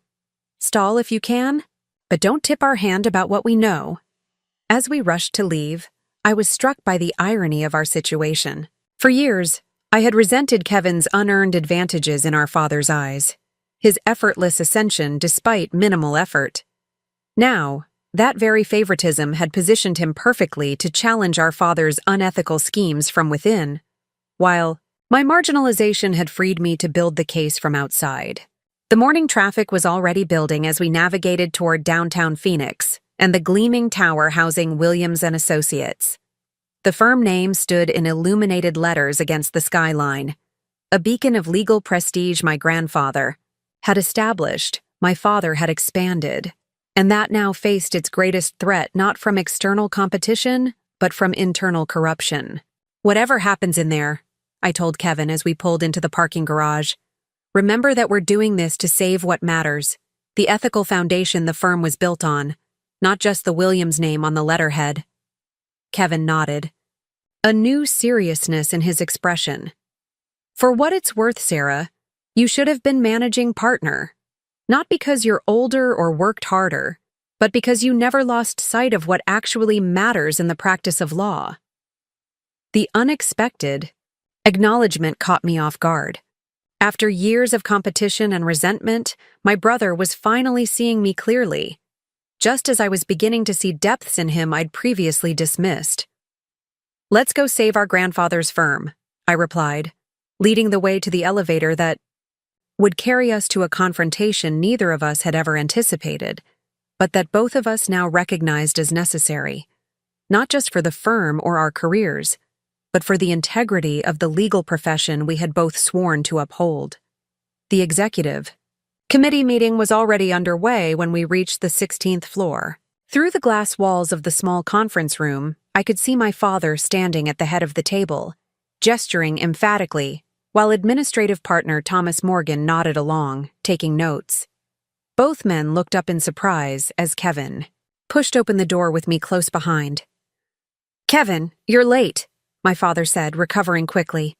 And Sarah, this is an executive committee meeting. You weren't invited. As a named partner with equity stake, I have standing to attend any firm meeting, I replied smoothly, taking a seat opposite Morgan. Partnership Bylaws, Section 4.3. My father's jaw tightened almost imperceptibly. He hadn't expected me to invoke the bylaws he himself had drafted years ago to ensure his access to all firm functions. Fine. We were just reviewing some routine administrative matters before the full partnership meeting. Routine matters like engaging Sullivan and Pierce for transition counsel? I asked, nodding toward the engagement letter visible on the table. Sullivan and Pierce was a firm specializing in law firm mergers and dissolutions, hardly routine counsel. Morgan shifted uncomfortably, glancing between my father and me. Thomas had been with the firm since my grandfather's days, handling administrative functions competently but avoiding any hint of confrontation with the Williams family. He was 3 years from retirement and clearly wished to be anywhere but this increasingly tense meeting. We're exploring various strategic options, my father replied carefully. Standard practice for a firm our size in today's competitive market. Kevin took the seat beside me, his expression uncharacteristically serious. What specific options exactly? Because the documents here reference a pre-negotiated transaction structure I haven't been briefed on. My father's surprise at Kevin's question was evident. He had expected his son to simply sign whatever was placed before him, as he had done with countless motions and briefs throughout his mediocre legal career. The emergence of a questioning engaged Kevin clearly hadn't been part of his plan. The specifics are still being finalized, my father hedged. I didn't want to burden you with preliminary details that might change. As managing partner, I should be informed of all significant firm developments, Kevin pressed, using the very title my father had bestowed upon him, especially ones requiring outside counsel at $500 per hour. I nearly smiled at the irony. My father had elevated Kevin precisely because he assumed his son wouldn't ask difficult questions or examine documents closely. Now that same promotion gave Kevin standing to challenge him directly. Morgan cleared his throat nervously. Perhaps we should postpone this discussion until after the full partnership meeting. The other partners will be arriving soon. No, my father said sharply. We need these authorizations now to proceed with the agenda I've prepared. He slid documents across the table toward Kevin. These simply authorize preliminary discussions. Nothing binding. Kevin made no move to take the papers.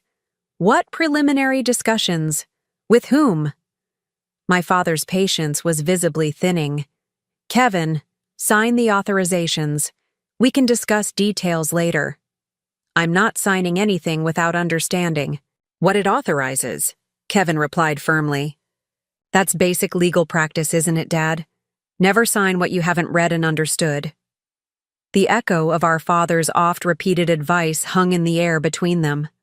For a moment, genuine uncertainty flickered across my father's face as he realized his carefully constructed plan was encountering unexpected resistance from the very person he'd positioned as his compliant successor.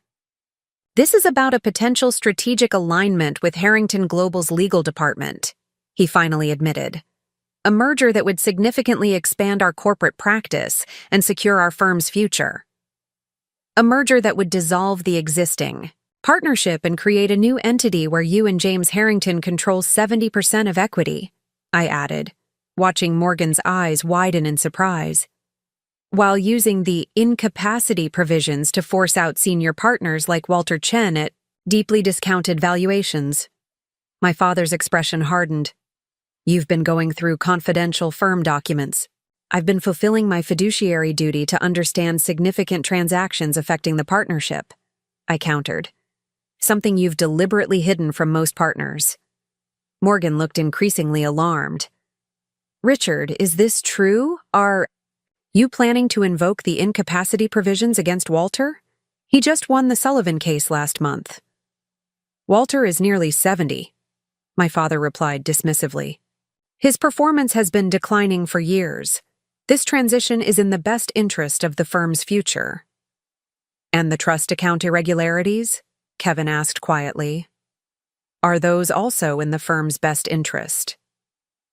The words landed like a physical blow. My father went completely still, his practiced courtroom composure momentarily shattered.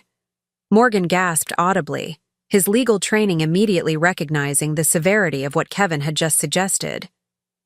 Trust account irregularities? Morgan repeated, his voice barely above a whisper. What trust account irregularities? My father recovered quickly. There are no irregularities. Just normal administrative timing issues with settlement distributions. Kevin is misinterpreting routine fund management. I don't think so, Kevin replied, pulling out his phone and bringing up the photos we'd taken of the financial documents.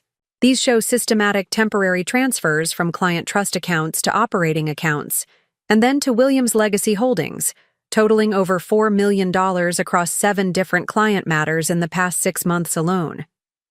Morgan took the phone with trembling hands, scanning the evidence with mounting horror. As administrative partner, he was technically responsible for financial oversight, though my father had gradually centralized that control in recent years. Richard, these are client funds. They can't be used this way, even temporarily. The funds were all replaced before client disbursements, my father insisted, though his confident tone had faltered. No client was harmed. That's not the standard, and you know it, I said quietly. Misappropriation of client funds is an ethical violation regardless of intent, or whether the funds are eventually replaced. Kevin retrieved his phone from Morgan's, shaking hands. The Westfield settlement shows $2.1 million transferred to operating accounts for 11 days before being returned to the trust account. That's not a timing issue. That's conversion of client funds. My father's face flushed with anger. This is absurd. My own children spying on firm operations, making wild accusations. Not accusations, I interrupted, producing my own phone with the incriminating emails between my father and Harrington. Documented evidence showing you knowingly misused client funds to improve the firm's financial appearance ahead of the Harrington merger. Morgan abruptly stood, his face ashen. I need to remove myself from this discussion immediately and consult independent counsel. As administrative partner, I have mandatory reporting obligations to the state bar for ethical violations of this magnitude. Sit down, Thomas, my father commanded. There's a reasonable explanation for all of this. I've seen enough to trigger my ethical duty to report, Morgan replied, gathering his papers with shaking hands. I'm 3 years from retirement. Richard, I won't risk my license or face potential criminal charges for anyone, not even you. As Morgan hurried from the room, my father turned his full fury toward Kevin and me. Do you have any idea what you've done? The firm your grandfather built, that I expanded into one of the most respected in the Southwest. You're willing to destroy it over some temporary financial maneuvers? You destroyed it, Kevin replied with unexpected steadiness. When you decided client funds were available resources. When you plotted to force out partners who had given decades to building this firm. When you used me as a figurehead to distract from financial fraud. The naked hurt in Kevin's voice momentarily penetrated my father's anger. Richard Williams had always prided himself on being a masterful judge of character, yet he had completely misjudged his own son's capacity for principle when directly confronted with ethical violations. You don't understand the pressures of running a firm this size, my father said, his tone shifting to one I recognized from countless courtroom observations, the reasonable voice he used when trying to explain away damaging evidence. The recession nearly bankrupted us. I did what was necessary to keep everyone employed, to maintain our position in the market. By misappropriating client funds, I challenged. By systematically violating the most fundamental ethical obligation of our profession? By making difficult decisions neither of you has ever had to face, he snapped. Do you think your grandfather never bent rules to keep this firm afloat during hard times? Idealism is a luxury for those who don't bear ultimate responsibility.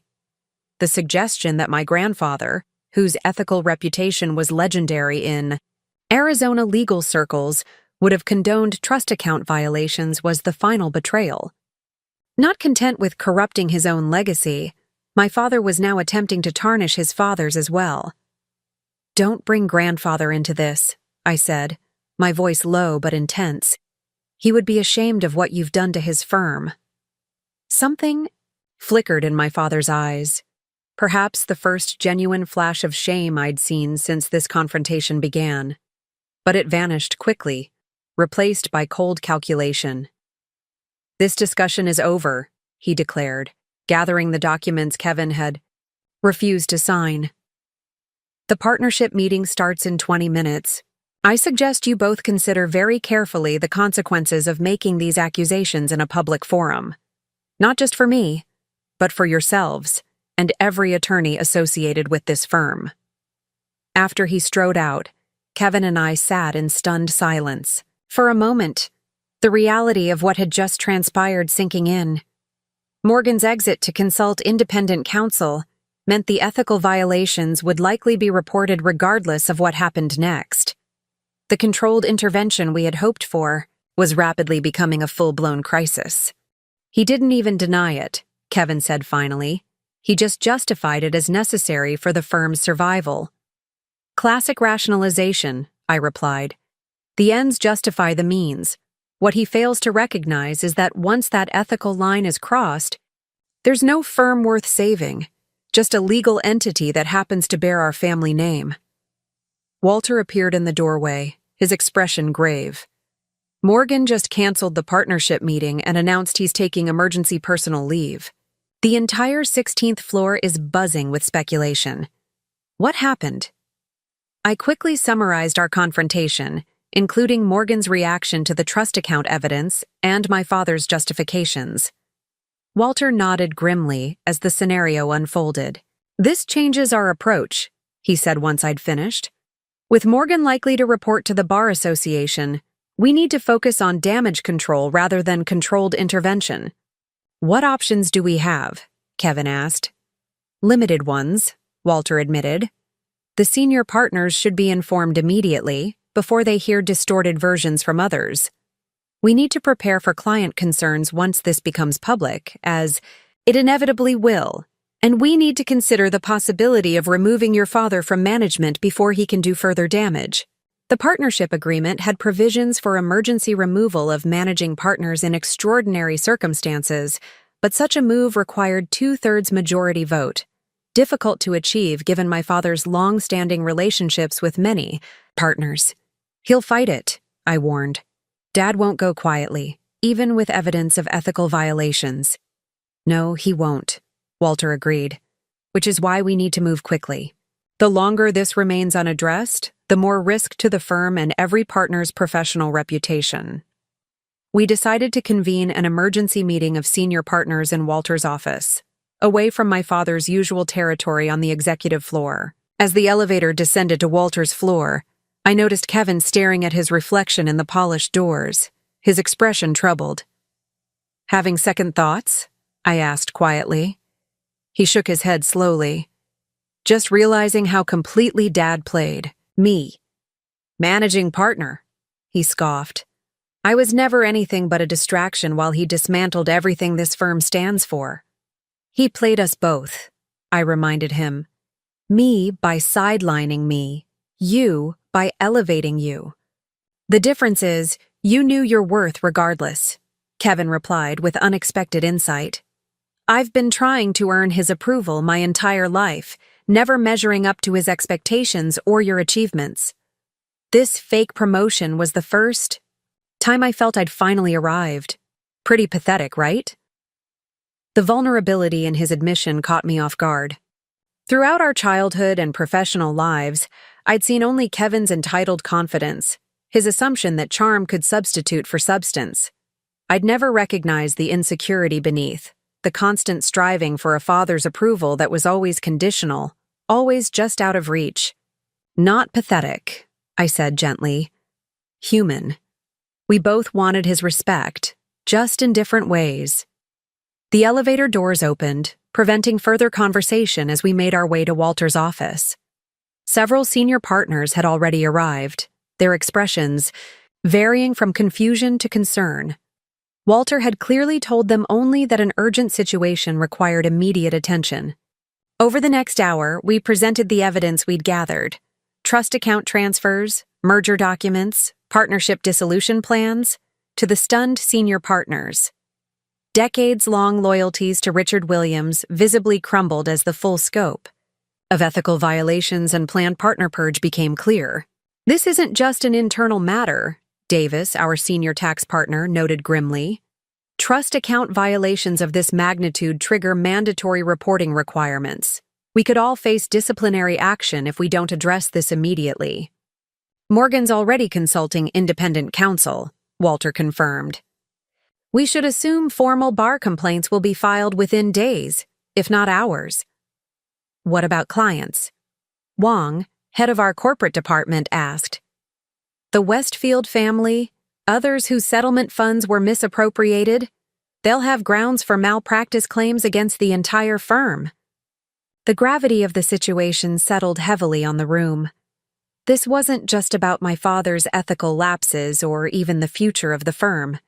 Every attorney in the partnership faced potential professional consequences from actions many hadn't known about until this moment.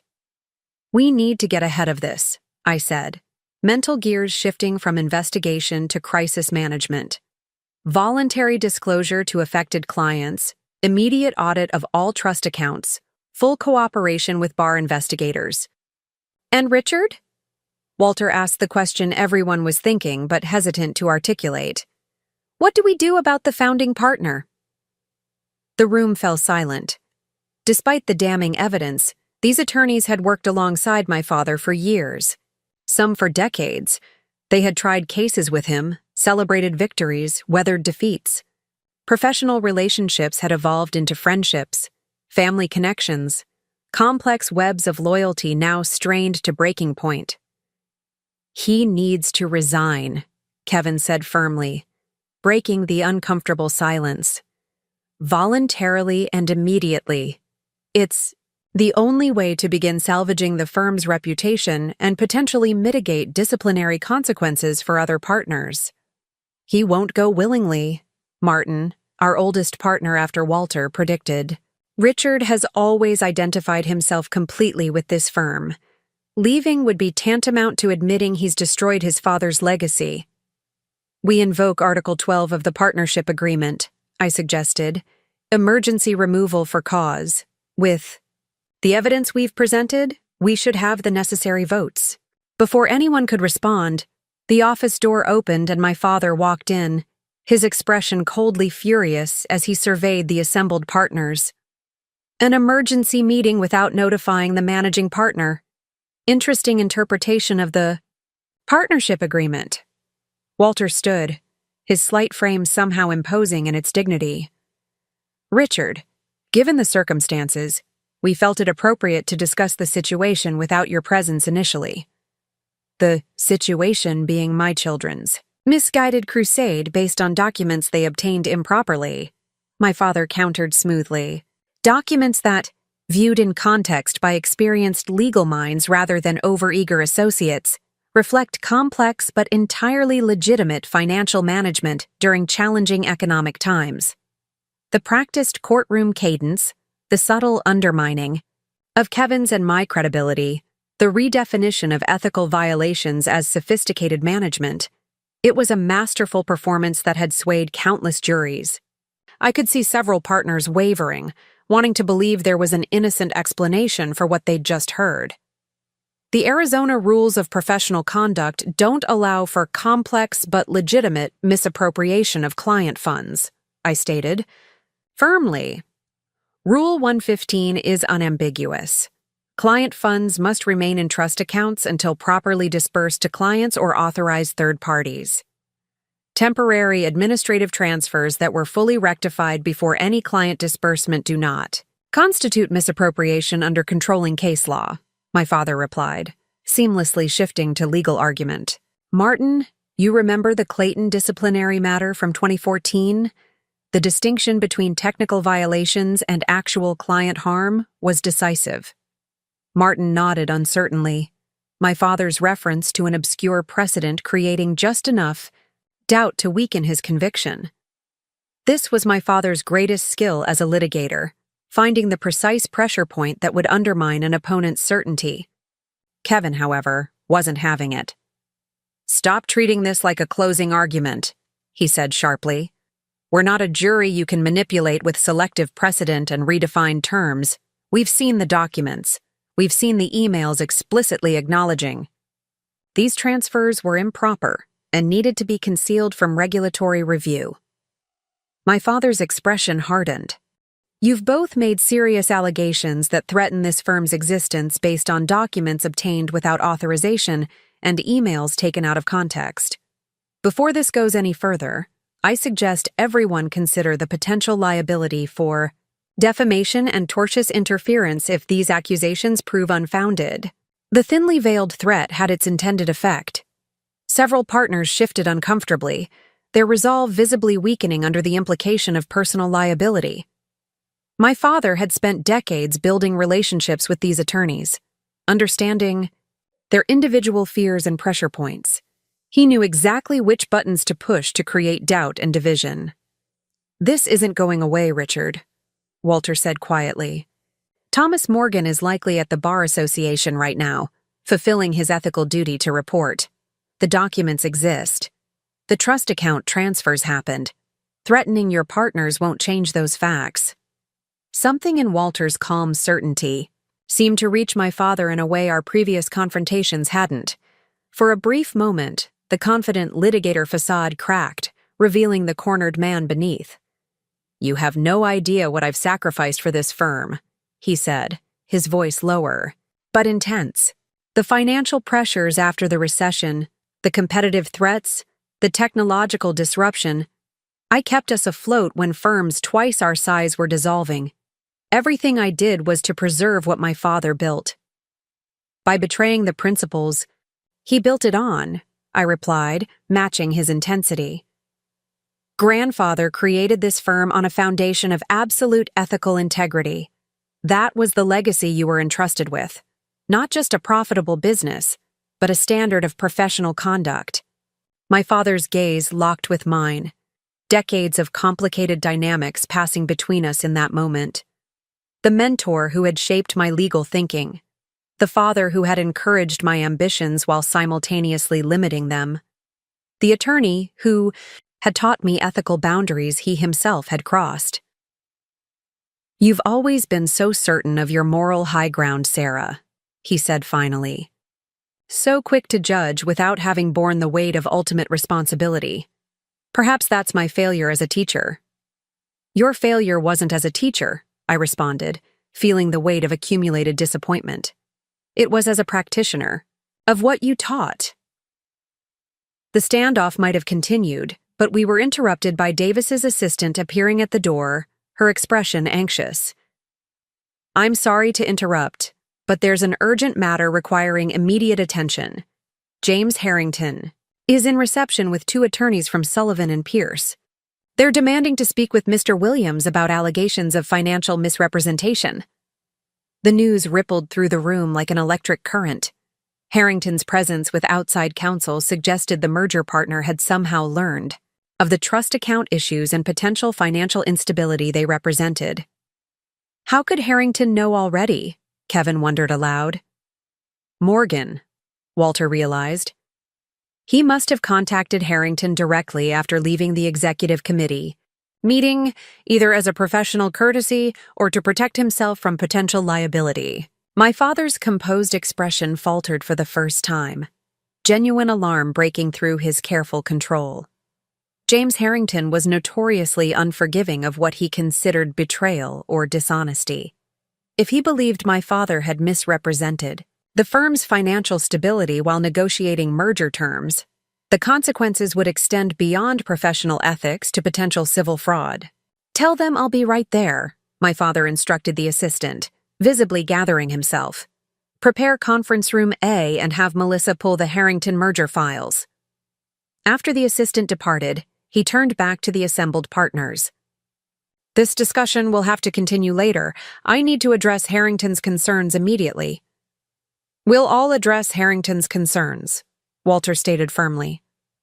"As senior partners potentially affected by both the merger and the underlying ethical issues, we have every right to participate in that conversation." My father clearly wanted to object, but the unified front presented by the partners left him little choice. "Fine, but let me handle the initial explanations.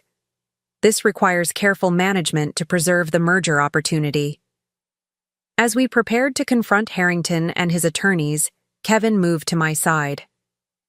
"He still thinks he can talk his way out of this," he murmured, watching our father straighten his tie and adjust his cuffs. "Ritual preparations for courtroom battle. He spent 40 years convincing people to believe his version of reality," I replied quietly. "Old habits die hard." "But they do die," Kevin noted, with unexpected wisdom. "Eventually, the facts catch up to even the most persuasive narrative." We moved as a group toward conference room A, the senior partners of Williams and Associates presenting a united front, despite the internal fractures that had been exposed that morning. Whatever personal feelings existed toward my father, anger, betrayal, lingering loyalty, professional survival now demanded collective action.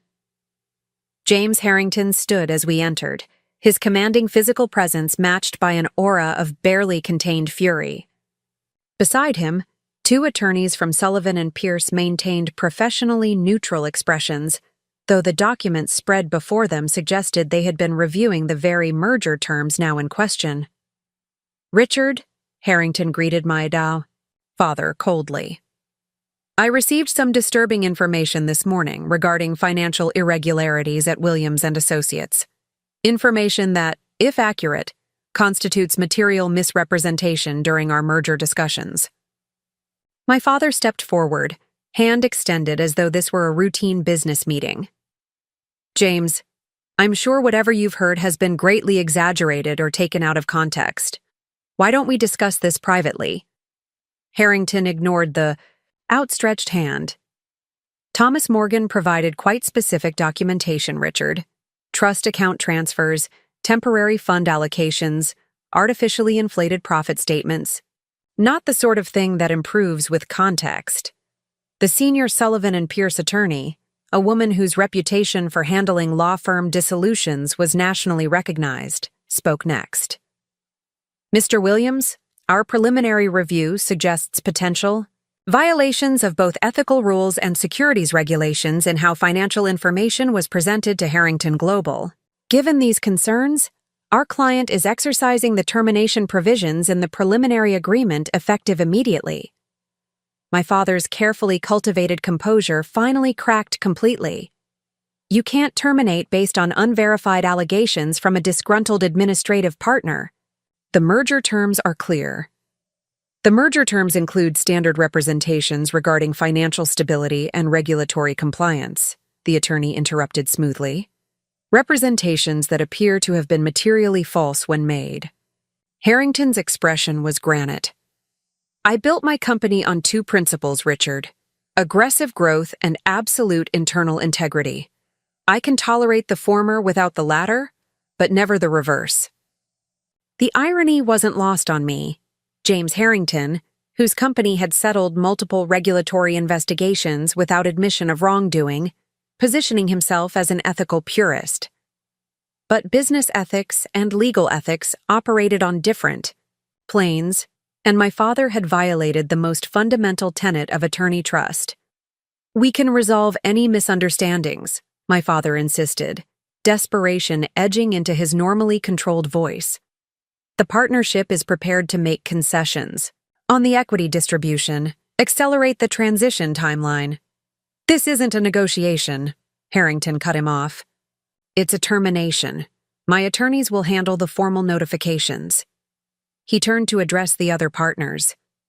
For what it's worth, I respected what this firm represented in the legal community.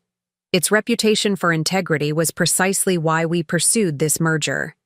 The pointed use of past tense hung in the air as Harrington and his attorneys gathered their materials and departed, leaving the partners of Williams and Associates facing the wreckage of both the merger opportunity and, potentially, the firm itself. In the silence that followed, all eyes turned to my father, the commanding presence who had directed the firm's path for decades, now standing diminished by his own actions. For the first time in my life, Richard Williams looked genuinely lost. The carefully constructed identity of successful attorney, firm leader, and family patriarch crumbling visibly.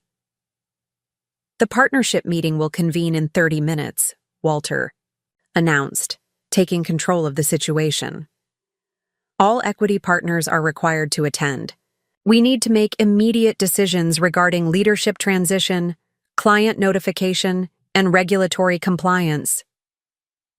As the partners filed out to prepare, I remained behind, finding myself unexpectedly alone with my father, the man who had shaped my legal mind, whose approval I had sought my entire career, whose ethical teachings I had internalized even as he himself abandoned them. Was it worth it? I asked softly. Trading everything you built, everything you taught us to value, for a merger that's now collapsed anyway?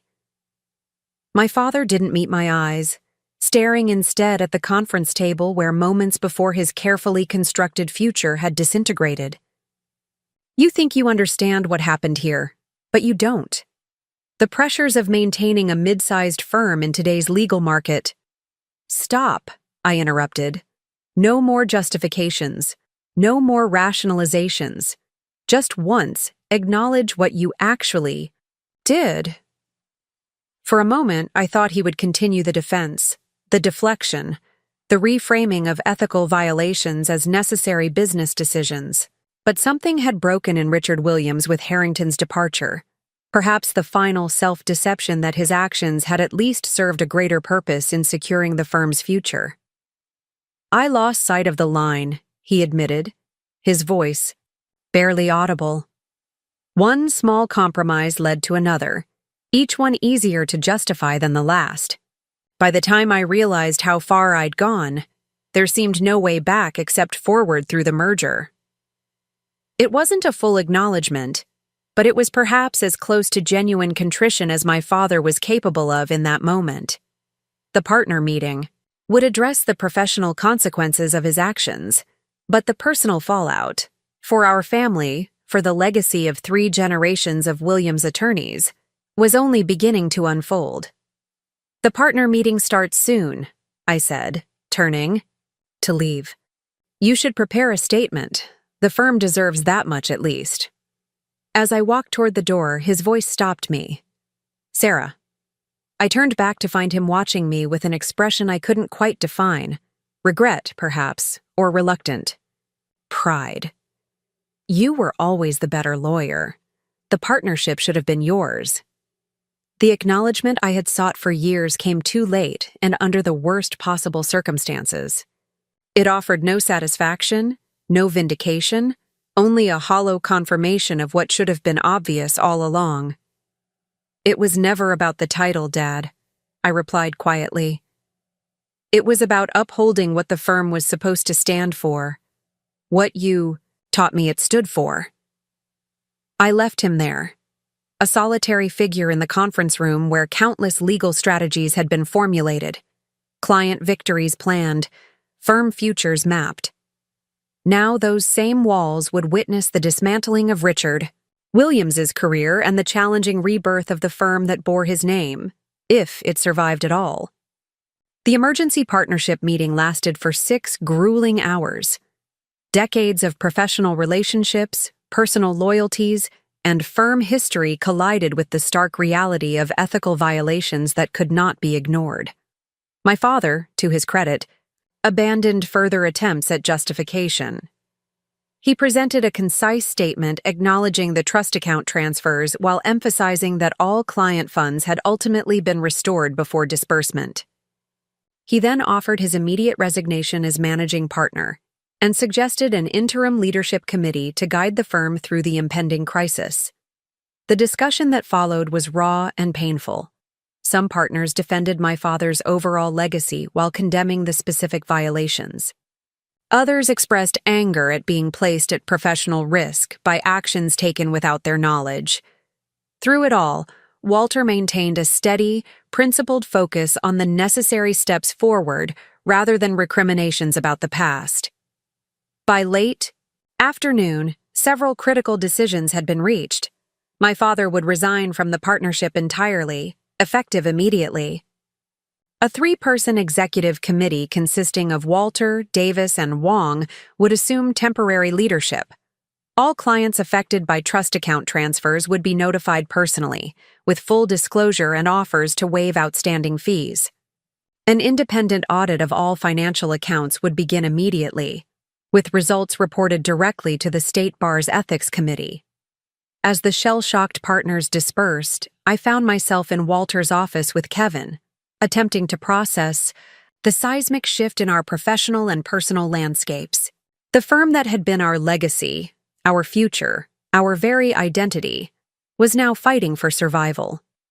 The father who had shaped our legal careers was facing potential disbarment and possibly criminal charges. "What happens tomorrow?" Kevin asked, the bravado completely stripped from his voice. "How do we even begin to address this with staff, with clients?" Walter sighed, the weight of leadership already visible in his posture. "We start with absolute transparency. The firm-wide meeting first thing in the morning will outline exactly what happened and the steps we're taking to address it. Then we begin the client notifications, starting with those directly affected by the trust account issues." "And Dad?" I asked quietly. "The partnership has agreed to cover the cost of ethics counsel," Walter replied. "Beyond that, Richard will need to navigate the disciplinary process on his own. Given the documentation and his admission in the partnership meeting, suspension of his license is the best-case scenario." The clinical discussion of my father's professional demise felt surreal. despite the anger and betrayal, despite the clear, ethical violations. Some part of me still struggled to reconcile the principled attorney who had mentored me with the man who had systematically undermined those same principles. "You both should go home," Walter advised, noting our exhaustion. "Tomorrow will require all our strength and focus." Kevin and I walked silently to the parking garage, both too emotionally drained for further discussion. As we reached our cars, he hesitated. "I don't think I can face Mom alone tonight. She's been calling nonstop since the partner meeting began." I checked my phone to find 17 missed calls from Elizabeth Williams. News traveled quickly in legal circles. She undoubtedly knew something significant had occurred, even if she didn't yet understand the full magnitude. "We should tell her together," I agreed. "This affects her future as much as anyone's." The drive to my parents' home felt like passage into foreign territory. The familiar streets of the historic district, the stately colonial where I'd grown up preparing for a legal career in my father's image, all seemed altered by the events of the day, as if the physical landscape had been reshaped by the collapse of what I thought I knew about my family and our firm. My mother opened the door before we could ring the bell, her usually perfect appearance showing signs of distress, hair slightly disheveled, makeup fading after hours of worry. "Where have you been? What's happening? Your father isn't answering his phone, and Eliza Patterson called saying Richard had resigned from the firm. That can't possibly be right." Kevin and I exchanged glances, silently negotiating who would deliver the news that would shatter my mother's carefully constructed world. To my surprise, Kevin stepped forward, gently guiding her into the living room. "Mom, we need to talk about some serious issues at the firm," he began, his voice steadier than I'd expected. "Dad has resigned, and there are some regulatory matters that will become public soon." "Regulatory matters," she repeated, confusion evident. "What does that mean? Some sort of technical violation? That can be handled with a fine or whatever is needed. There's no reason to resign over something administrative." "It's more serious than that," I said, taking a seat opposite her. "There were improper transfers of client funds from trust accounts. Dad has admitted to using settlement money temporarily for firm expenses." My mother stared at me blankly. "I don't understand what that means." "It means he took money that belonged to clients and used it for other purposes," Kevin explained gently. "It's one of the most serious ethical violations an attorney can commit." "That's absurd," she protested immediately. "Your father is scrupulous about ethical matters. He lectures at the law school on professional responsibility." "There must be some mistake." "There's no mistake, Mom," I said quietly. "The documentation is clear, and Dad has acknowledged the transfers. They happened over several months, increasing in frequency and amount as the firm faced financial pressure." My mother's carefully maintained composure began to crumble as the implications penetrated. "What does this mean? For the firm? For your father's license? For us?" We outlined the likely consequences as compassionately as possible. The bar disciplinary process, potential suspension or disbarment, possible financial penalties, the uncertain future of the firm, the inevitable social fallout as the scandal became public knowledge. "Where is he now?" she asked finally, her voice small. "We don't know," Kevin admitted. "He left the office after the partnership meeting. He's not answering his phone."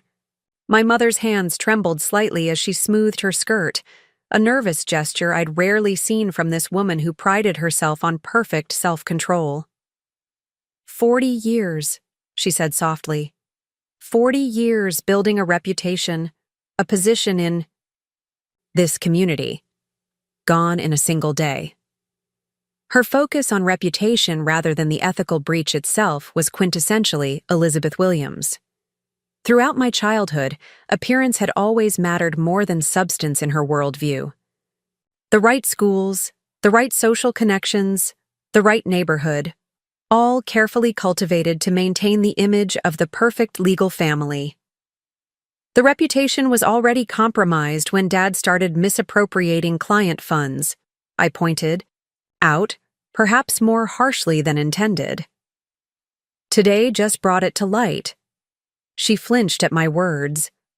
You don't understand the pressures he faced, the expectations of maintaining our position, supporting the lifestyle we all benefited from.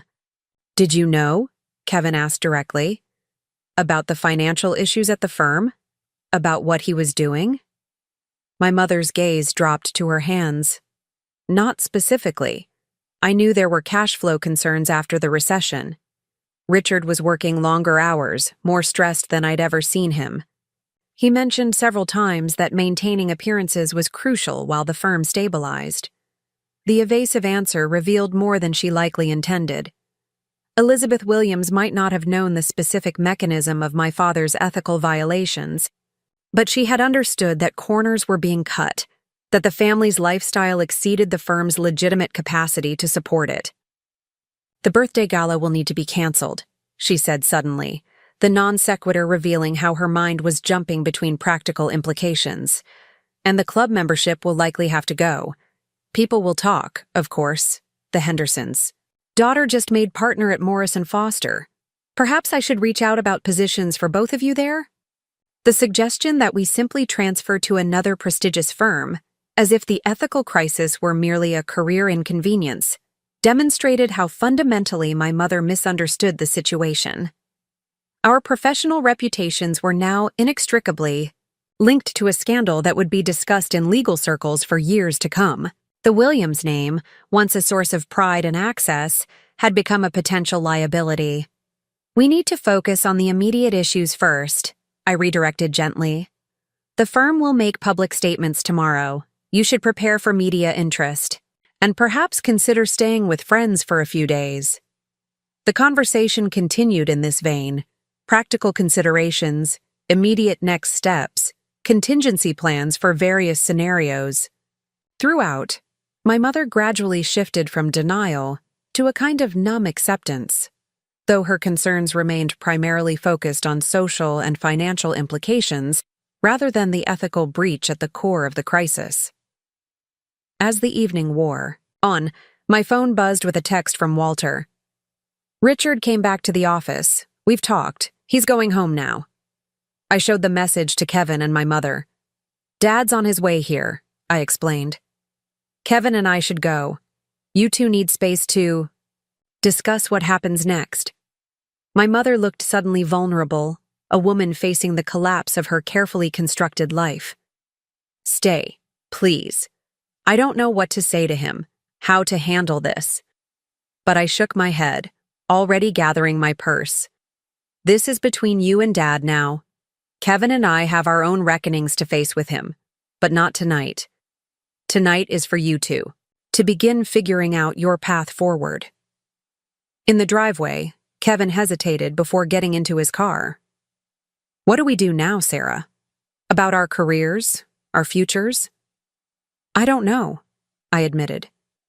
The firm might survive this with Walter's leadership, but it will be forever changed. And our association with it comes with complications now. Do we stay and help rebuild, or start fresh somewhere else? He wondered.